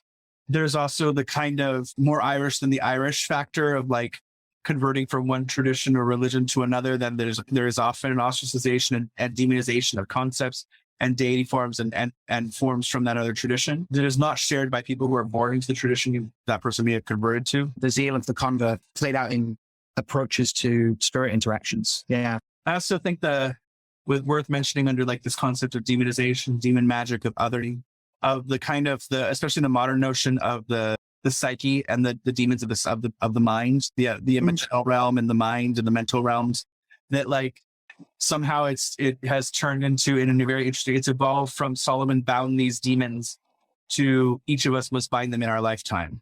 And certainly if you're going off with the more popular 72 until post, should we just like have a dating system that's like post Stratton Kent and pre Stratton Kent? Because that was the same thing. He publishes books and then people would tell me, oh, I've worked with the Sugar for years. And you're like, okay, sure. But so that aside, just then there's something interesting there of taking it to the psychological level of, or trying to justify things through pseudoscience, pseudopsychology, or anything like that is an interesting form of a procession of a statue. It's like trying to vote by walking through the feet of concepts that you think are important for other people to believe that you're telling the truth or to believe in what you believe in. This idea belongs in this modern infrastructure. And here's why. Oh, that's going to be an interesting. I want to write on something on that because that's interesting, right? It is a form of care. It is a form of pilgrimage with a statue. It is a form of procession. Of like, I'm going to try this out. I have to carve my way through the streets of the commoner to like figure out if I can. What will this still last there? And demonization itself is that. Well, I need to try this. I need this idea. I need this thing. And I think that it, like many things, that gains a weight, like a Leviathan with its mass kind of prescribing the currents that it follows. Is it creating the currents or is it following currents made by its former creating the currents? There's something there, like the mob mentality kicks in, the collective mentality kicks in where demonization starts, othering starts, and then it's very easy, of course, to always other. The witch is found at the point of the extended finger of Peter Gray. Like that's not the extended finger of Peter Gray, but apocalyptic witchcraft, Peter Gray, a witch is found at the point of an outstretched finger, some paraphrasing thereof. Yeah, I'm thinking about like, so processing the god or the divinized ancestors through modernity or through the now is about reminding in the social realm that this is a reality and a thing of blessing and a point of strength and stability. That demonization is like taking the statue out, is smashing statues, is taking them outside the periphery of what is acceptable.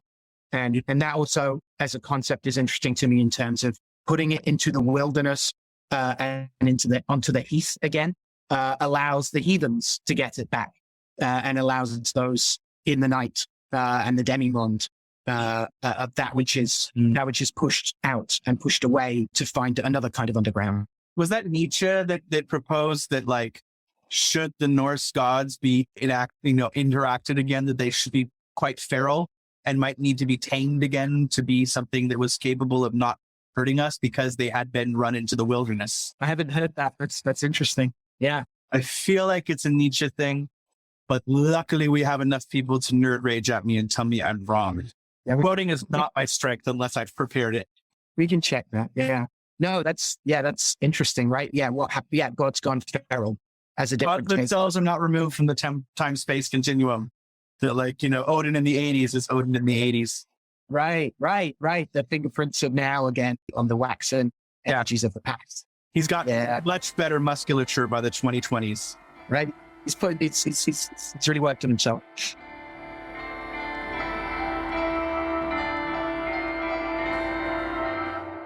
I think the only thing I'll go up on like the demonization there of like, there's some nascent visual thought about the surgeon's field, Leviathan and demonization, about like the sterile field of the operation and how the world is continuing outside that sterile environment, which is Leviathan by nature.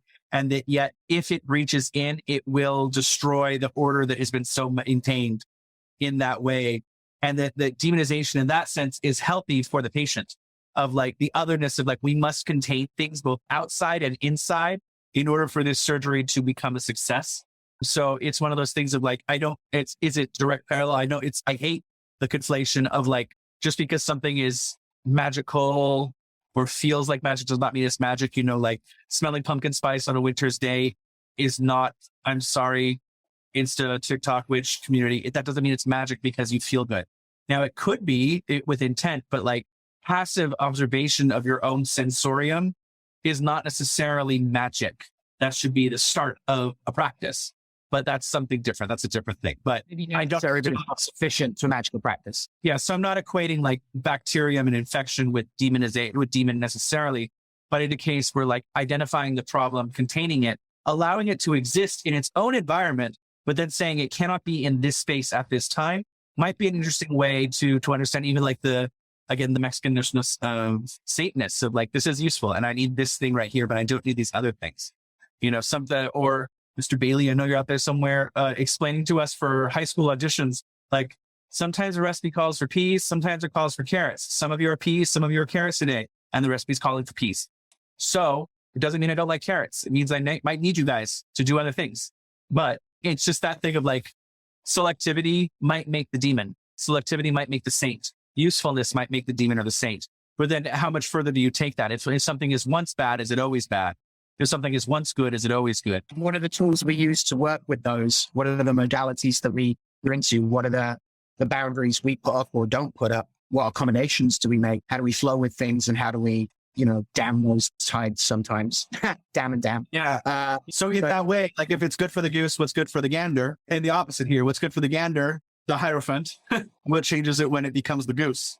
Because we're talking about the second numbered trump, but by most decks, like a mystery of 3, right? To bring in that feminine, it's numbered 2, but is 2 who is 3.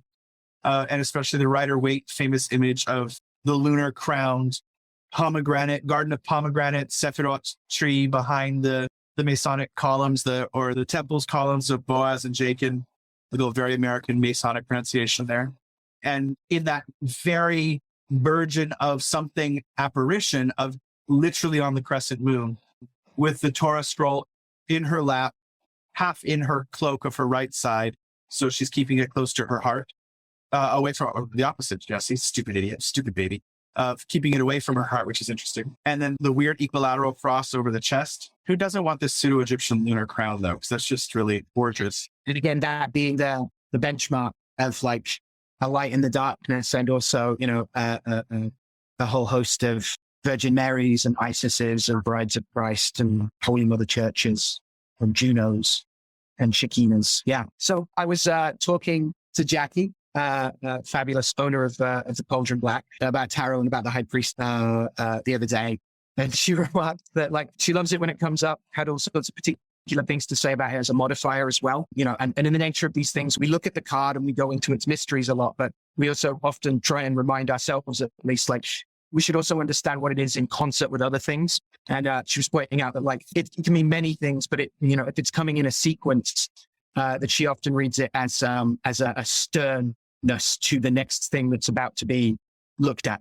That the like this is something that is like the High Priestess is reminding you is significant. That the moon is shining on this particular thing. The serious moonlight, right? The between the pillars of foundations, like is this opened veil to wisdom that's now like being like, and pay attention to this thing. She also pointed out she enjoys how the High Priestess is seems to have her shit way more together than the magician. She was like, he's just got his tools all over the place, and is bringing a chaos of that one, which is 2, the one from nothing. Whereas like by the time we get 2, we get a sense of like, okay, there can be some order here, some regularity, a version of the rule in her own way. I mean, it's also worth pointing out, like the magician represents like if this fool is the 0 and the magician is the 1 and the fool was also at the end. The magician in many ways is the interaction of the fool in the matter of the trumps. And so the High Priestess, like, because I come from the Catholic background, the High Priestess is the church, right? Like this is the community. And so there's something fascinating about all that. From the individual magicians, exegeses and revelations and daring do, to what does this mean for transmission as well? What does this mean for a wider community? What does this mean for the other? What does it mean for, and what does it mean to like, again, that container, that delineation between the inside of the temple and the outside? What does it mean, whether to write it down or to enact the faith and the wisdoms and the magics that have been, chaotically started? Absolutely. If we think of nothing else, establishing yourself when you can take the middle path that is between the pillar of mercy and the pillar of severity, that the middle path is the most direct to God and therefore not necessarily the easiest, but, moderation in all things, but the pillars going through on either side of mercy and severity. That when you go up through the kind of golden dawn inherited, well, in this case, directly golden dawn of Malkuth Yesod Tiferet over the gap to Keter and up, that you are going through the lightning path, as it were, by going through the middle. So defining the left and defining the right as part of the Masonic work prepares you to masterfully walk through the center opening that you have now defined. You know, in that kind of Chumleyan sense, within the confines of the truth, the limits of the lie, maybe. Yeah, that sounds right. I was just looking it up on the old 19th century Kabbalistic Tree of Life stuff, with generally having the High Priestess as the path linking Tiferet to Keter direct, right? Gimel. Yeah. Have I got that right? Gimel, yeah, camel. Yeah. Which then, you know, that's still part of the uprightness. That is the Hathor crown that is behind her, is literally what's there between her head and the crown are between Tiferet's. And the cross on her chest, the equilateral cross, is right where Tiferet would be. So it's something, so this combination of Hathor as creation, cow goddess, and the Virgin Mary, and Mary as the new ark is something that's evoked in this for me, because of having the Torah in the lap, and the ark that carries the covenant, that carries the commandments and carries the law, that Mary, who is overshadowed by the Holy Spirit, the same way that the Shekinah overshadows the Ark of the Covenant, same words, that Mary becomes the Ark of the New Testament, of the New Covenant, that bears it across the waters of the abysmal waters. Oh God, then we get into womb magic and how she's there, and the fruit of the womb that's in the background, the pomegranate, its many seeds, and it's also being in the Garden of Eden. It's why the garden there, and then the way her dress flows out, and the waters of the moon that are there. And there is a lot of beauty in the card. It's often one of the ones that you see like on pillows and t-shirts and shit a lot more than like I think people want for the meaning, so much as like this card is well designed. Yeah, she's even if she's offering free BJs. elegant, graceful. Yeah, the watery robes at the bottom, I don't think I've really given enough credit to. Really, really gorgeous. I do like the latticing that Lady Frida Harris gets to put into the Thoth Tarot's High Priestess as well. So I always appreciate that, not just in terms of it feeling like you're being drawn into something, when something's opening outwards to you, but also just the notion of the way lines intersecting can produce curves. It's just like visually very arresting for me. So from such a lunary card to perhaps consider the metal of the moon, feels like a thing we can dip back to the High Priestess, and that she may be silvery as well. So silver, Argentina, capturing the moon in water, and the preferred metal of talismans in Islamic magic, because gold should not be worn by men. That's my Right, there we go. Job done. Yes. So yeah, Argentina, the land of silver from Argentum, which is also pi, right? Proto-Indo-European. Seems herb for shiny or white, interestingly.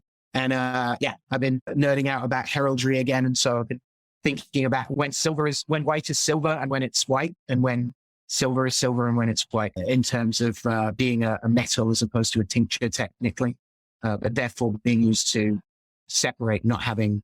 So heraldic rules say you shouldn't have colors and tinctures touching other tinctures or on top of them. Touching is okay. No touching.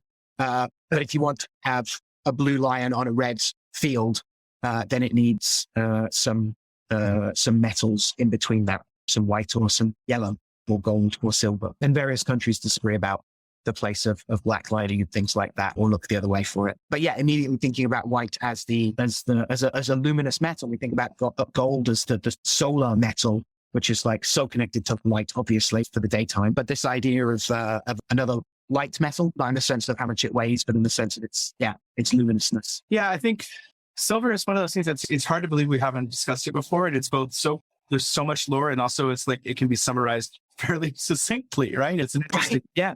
I mean, we do primarily associate it with the moon by this point in like the collective magical things. It is associated with several other planets as well. And is a good talismanic metal just because of its durability, whereas gold is good for plating, but not necessarily for maintaining an image.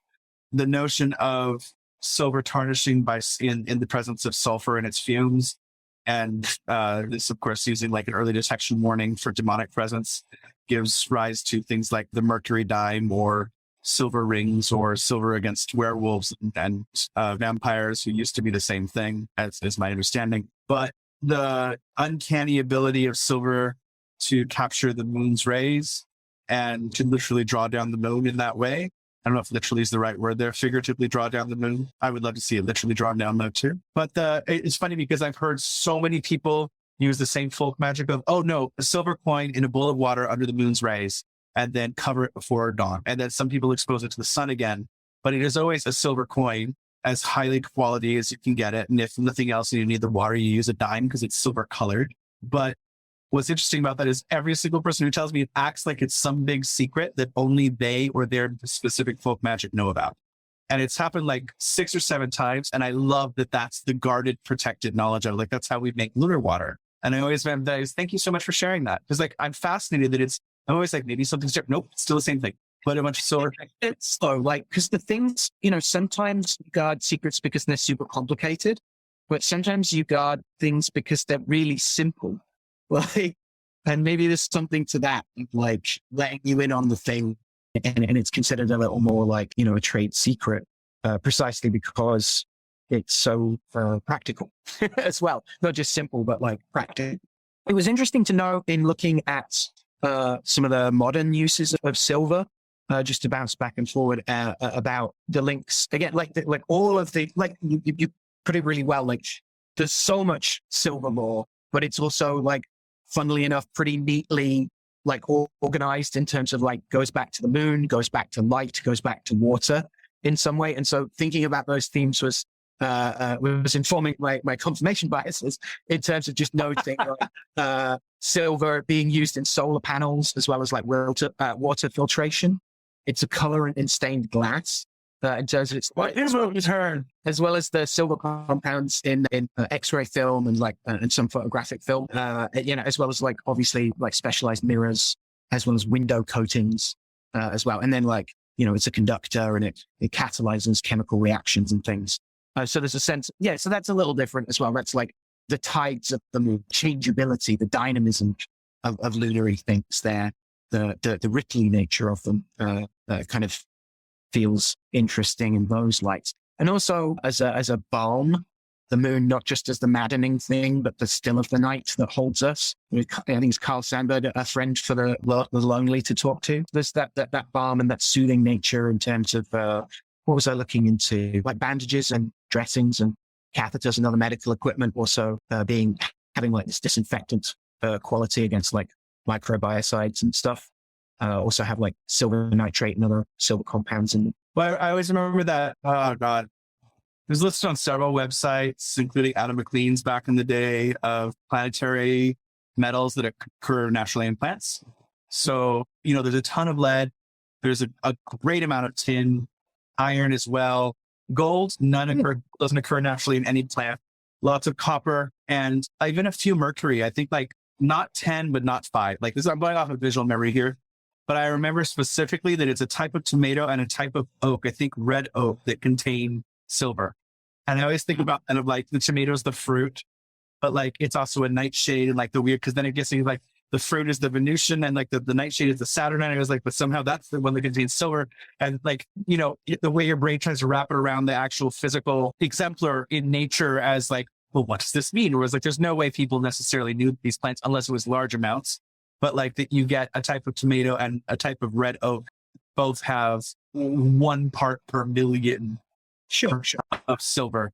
And then even the notion there, like the oak and its relationship as a solar and Jupiterian plant, a tree of truth and rulership and nobility, but then silver is still found there too. That's really interesting. You do see silver setting up for a lot of Jupiterian stuff. And it's also, it seems in some of the, and again, I have to defer to notes from Adley's classes, Adley Nichols, of much medieval magic study, including stuff on the Illusionarian necromantia. I'd have to check with him, but yeah, we were talking about, you see the 3-4 main metals, like gold, silver, maybe in some case tin, usually maybe copper, being prescribed for all of the planetary pentacles or sigils that you might make, that they are noble metals that can carry all of the different planetary virtues and markings of the spirits. I think also with silver, I mean, I'm going to be real cheesy. I'm sorry, I'm looking at my notes. Or steel for humans, silver for monsters from Witcher. That he carries two blades with him. One is for humans, which is steel, and the other monsters die by silver's hand. Again, and any mythical lore around blades that are made of silver. The silver needs to be sharpened quite a bit, and it loses its edge, right? It's not as true as some other metals, but it does have a lot of lore of like killing something with silver is there, like we talked. But keep it there, have to return it to the moon's realm of the dead. Yeah, exactly. If the moon is the mediator, the mediatrix between our realm and the sublunary and everything above it, then there's an interesting like the moon as the true Mercury of heaven, in the sense of like the true portal through which the womb, through which all stars are born, through which all powers are born. And therefore, like if you're doing the notions of different ways to capture stellar elections, that sometimes, when a body goes combust the sun, it's not necessarily good. When it is with the moon, if the stars started to be occluded by the moon, then now the moon's light itself is amplifying the star's qualities. And so there's the way. Yeah, the moon isn't just the queen of the stars. She's the key of the stars as well, like the means by which we unlock their blessing. And then you get into the stellar magics of like capturing lunar water or boiling lunar water and then capturing it there, capturing it with silver or capturing it by flame. Sometimes both. When the moon is broadcasting certain lights that you need to steal the reflection, that's how things are taken. And that even by the nature of it, that the moonlight touching the silver under the water does steal the moon's reflection. That's what it is. So some people will say multiple coins are great. Some say only one is necessary. And only one is preferred, because you don't want the moon to be pulled down from the sky completely. Or to be divided, right? Again, the moon is still like a rippling circle, but it is a complete thing. Yeah. I've always, come across the idea of the moon has to be like fully in the bowl. And the modality of the full moon notion versus a partial moon or certainly not a new moon's reflection is not something we need to capture. There's no light to be caught. It's interesting how quickly silver goes quickly, even though it's so important. I also think there's the notion, thinking it in falsely, saying that the moon is the Mercury of the heavens in that way too, as being the pivot point or the entrance point, that like even quicksilver is named for silver, and it's just the silver that moves, which is, as the agent that helps produce gold, is fascinating. So if we look at the quicksilver, the lunar rays, the plasm, the ectoplasm, the spooge of the moon, lunar moisture. I mean, and there is things to that, right? That the dew that first experience that comes out under a full moon, and then is exposed to the light of the dawning sun is like that's some potent dew. Magnetism of snails and the trails they leave. In the moonlight there. Yeah. So, I mean, obviously, where we're going with this is to talk about that famous Mexican curse word of aloe vera, which for those that have not seen it, there is a very funny meme that was going around that was like aloe vera, or whatever Mexicans say when they get angry, which is, if you know, but stop dicking around. But aloe vera as our herb for the day. Yeah, there's something just in general about succulents for me. And I don't think it's just like, oh, I know they're full of water. There may be something about some of them being in deserts, but also in like rainforests as well. There's something that feels lunary to me about those, what they evoke of those conditions, but the like high moisture areas. And also like, I don't know, there's something lunary about deserts as well.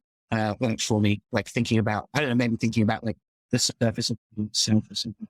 And so this notion of like this, the image of this spiky thing full of, soothing goo feels pretty lunary in general. Also that it's kind of vaguely crown shaped, right? Which seems to be a recurring thing again, the corona of the moon, as well as its horns. Yeah. I mean, it has it's that extending out from the rosette, right? So like opposite pairs going out from where it hits the ground.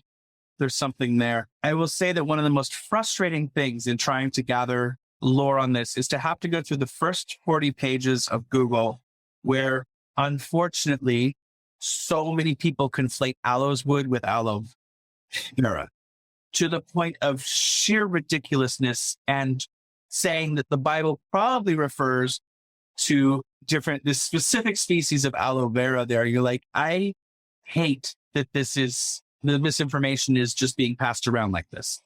we have no hard, fast way of knowing what was discussed in scripture, but we can look at the fact that all over the Levant and the Middle East, aloes wood or oud is incredibly important as a perfume and an aromatic.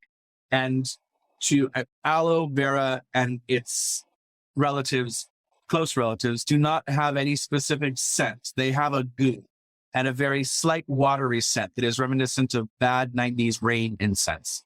We don't have one of these instances here where someone has a name for a plant and they come across something that looks a bit like it and calls it the same, or calls it a similar thing, or calls it like red aloe. The red gets forgotten, so they both get called aloe for some reason because they look kind of similar. It's literally a linguistic thing, right? It's knowing the name of the thing but not knowing what the name refers to. Like lignum aloes, like is a tree. Is specifically the aloes wood perfume is you know this better than I do. There's a whole ecology to it, right? It's based off the way that the wood is transformed by some kind of organism that renders it particularly sweet. Yes. Oh, good. I wasn't just in a fever dream there when I was like, isn't that how it works? But it's a very specific wood, right? As opposed to Aquilaria it's an evergreen.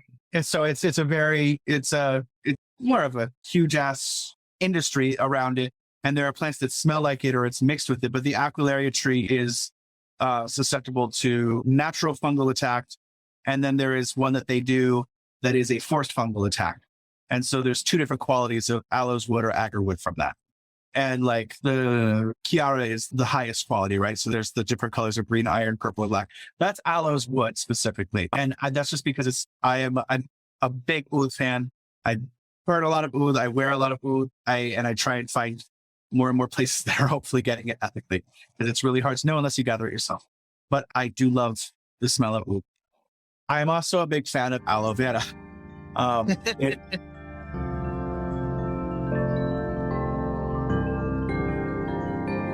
Aloe vera, as far as the usage that I know, because I can talk specifically to its folk uses in Mexico, supplantation of the cult of the maguey for the aloe vera in Mexico. So again, we're talking about demonization. So you had to demonize the maguey plant because the maguey has a deity associated with it. So they tried one way to kind of wrap that up by making that plant into the Virgin de los Remedios, which is a small statue that was hiding in on the night of the sadness, so the night of the conquest. There's a Virgin Mary associated with the maguey plant. So they try and do it the divine route. Then they also have to demonize it because the maguey plant is also where pulque and tequila come from. And it's the clothes were made from its fibers, and it's a deity of many things. So it's also then kind of not demonized necessarily. It's made into a virgin, but then we kind of got to replace that plant with something else. In the same way that native plants were often renamed for bad things. And then the emphasis on the Virgin Mary's plants came in as the replacements. So you have people that were using bitter plants, the different Artemisias and things like this that were native, that then are being told to use ruda by the Spanish, or specifically things like yautli and then these aromatic plants that then you have to use rosemary. And that's imported from Spain. And now it grows here and it's fine. But the use of foreign plants to replace the medicine cults of specific plants. And aloe vera replaces the maguey plant as far as we can tell. And so in curanderismo, especially along the borderlands, because aloe vera retains its moisture for so damn long, like you cannot water it and it will just live for years, that hanging a plant or even having a plant in a pot is good luck, but hanging a plant upside down on the mesa of a curandera is good on the working surface, oftentimes on the right to draw in good spirits, or on the left in order to keep negative ones at bay, or in the center to honor God and to make sure that your life is always refreshed, or to divide a plant into thirds and put them at the corners of the things. And they're changed at various feast days. There's different local lore as to when you change the aloes. But the string is washed, the aloe vera might be washed or grown in a little bit of holy water, and the aloe vera invokes this kind of constant refreshment. Because there's always this thing of like, you can tell when someone comes from a certain background because they go, what does the water on the altar represent? And you're like, wetness. And the aloe vera is a plant that is associated with wetness. I would say that it's often, put under a lunary or a Venusian, with a subcategory of that kind of when Venus fell in love with Mars thing, because aloe vera has the little tiny spikes, but they don't actually hurt. And it's used to satiate burning qualities of what we would normally associate with plants and stings and martial effect. So it's lunary Venusian. in that way, because it's also in the lily family, and the lilies are often given to Venus. But the use of aloe in this refreshing way, this eternal ability to refresh, reminds me very much of the way that certain succulents are used in Afro-Caribbean and Afro-diasporic practices, the kind of snail juice-like quality that you're talking about, the slimes of creation, the waters of the womb, the breaking off of an aloe leaf and using it to recite a rosary, where you push your nail into the bit and like take off chunks of aloe. So when you're making the things, the common way in Buddhism, because you're always praying, but to do like how many, and keeping the aloe sheets that are left and putting that with the saint, and then using the medicine of what you hollowed out into there.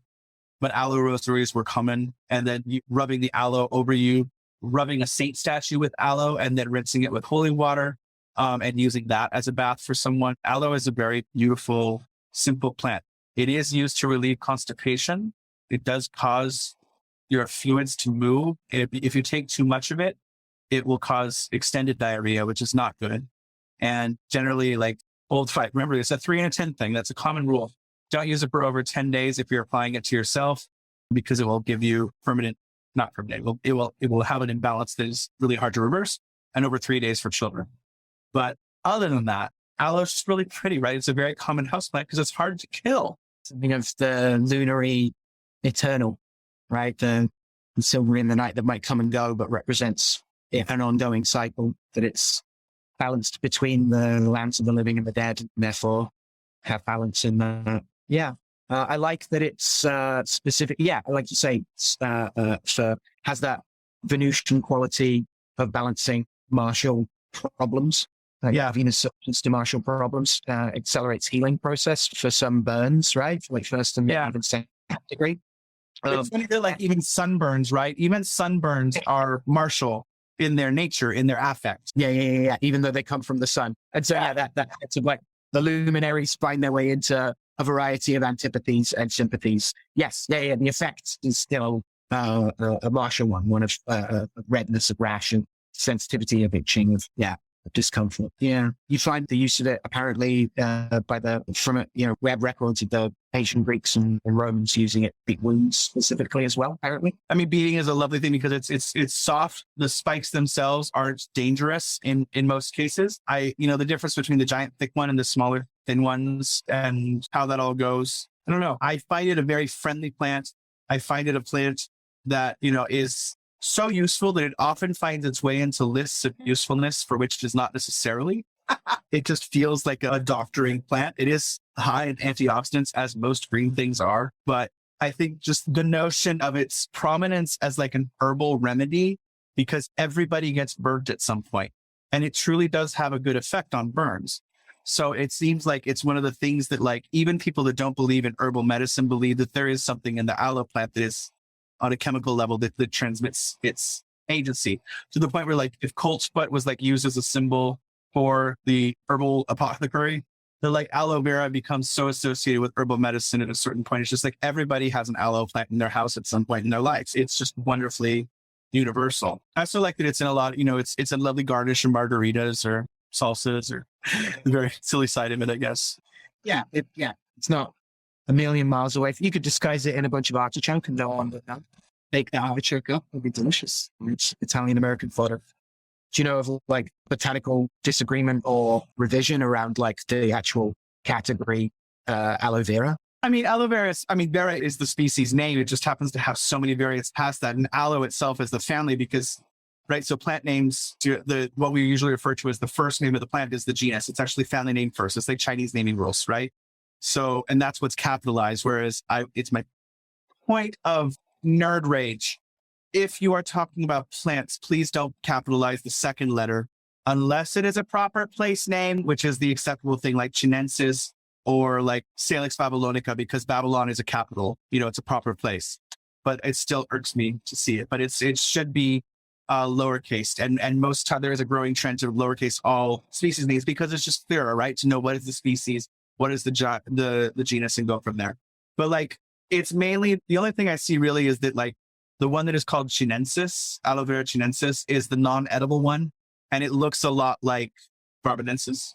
But that's the main thing, is that Chinensis is not edible. And also, I should research this real quick while you talk. If chinensis is actually accurate, because what's hard is chinensis as a plant name isn't always meaning from China, but it definitely sounds like they're trying to blame everything on the Chinese. Some creeping Orientalism in the philology. Yeah. Yeah, its little barbs are, I'm looking at pictures of it. Its little barbs are cute. Yeah, it does mean Chinese. And I don't know how many of the plants that are called chinensis actually. Some are, but it's also a strange thing. Why do things that aren't from China have the word chinensis after it? And especially toxic things. America, explain. The only one I can find is for similar ones from California, where a lot of plants from Mexico and California have chinensis after the name because the botanist was studying other plants at the time from China and just conflated them. Yeah. Okay. Yeah. We all do that a little bit, right? Oh, I'm looking at ravens at the moment. That reminds me of ravens. Oh, well. So we've considered the moon goo. We've considered kind of the horns of the moon a little bit. The ladies who wear its crown. The notion of its crown as corona, and both like embodiment and container. The skin of Leviathan, again, the impressively large organ of the human body, the skin, right? Connector and container that will feed the faithful by the victory over its chaos. We've thought about changing waters, stability through dynamic response, and in voting with our feet to stabilize us and to find community and support that, and to continue to build it together rather than just expect to join it. Talked about the demonization of what it means to be not of community, or to be dangerous to it, or to bring the diabolical influences into it and out of it. What's served inside and outside the village and on the heath. And I've had a lovely time doing it, frankly. We talked about Fortuna Minor as well, and Irosun, and the shifting, crunchy, and the smooth, and the warning bell that wakes you up before you do something daft or dafter.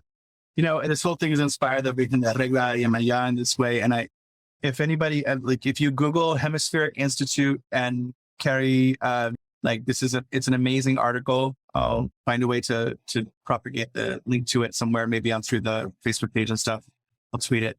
But like this idea of in the Virgin herself and the way that she's treated, it is much like how magicians have come to use everything, right? That I don't know a single person that, unless you're from a very rich family and you're maintaining your power through magical traditions taught to you by like the Illuminati because of, aliens, Anunnaki and stuff, that most people come from at some point in their life feeling powerless and trying to gain power back.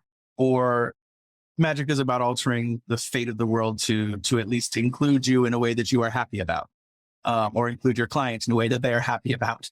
So this passage originally intended as a symbol of European hegemony, the image of the Black Virgin was reappropriated by enslaved Africans and their descendants as a symbol of Afro-Cuban religious identity. Like other, quote, traveling virgins, Regla's journeys have rendered her multivocal, polyvalent, and relevant to an increasingly globalized world and the people who must continue to navigate and make sense of it.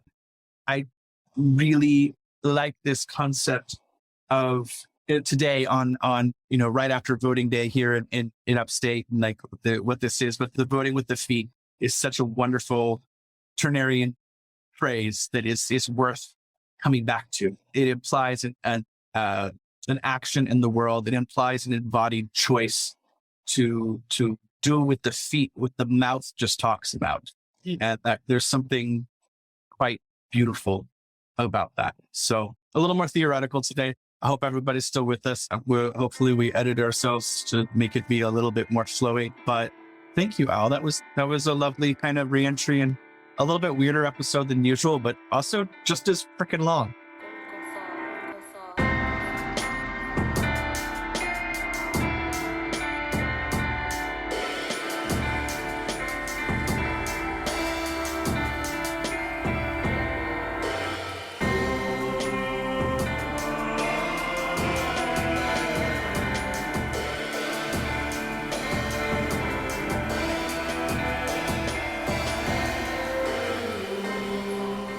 Isn't sea change like that? I know it's a thing in Tempest, but It's definitely full fathom 5 thy father lies, of his bones are coral made.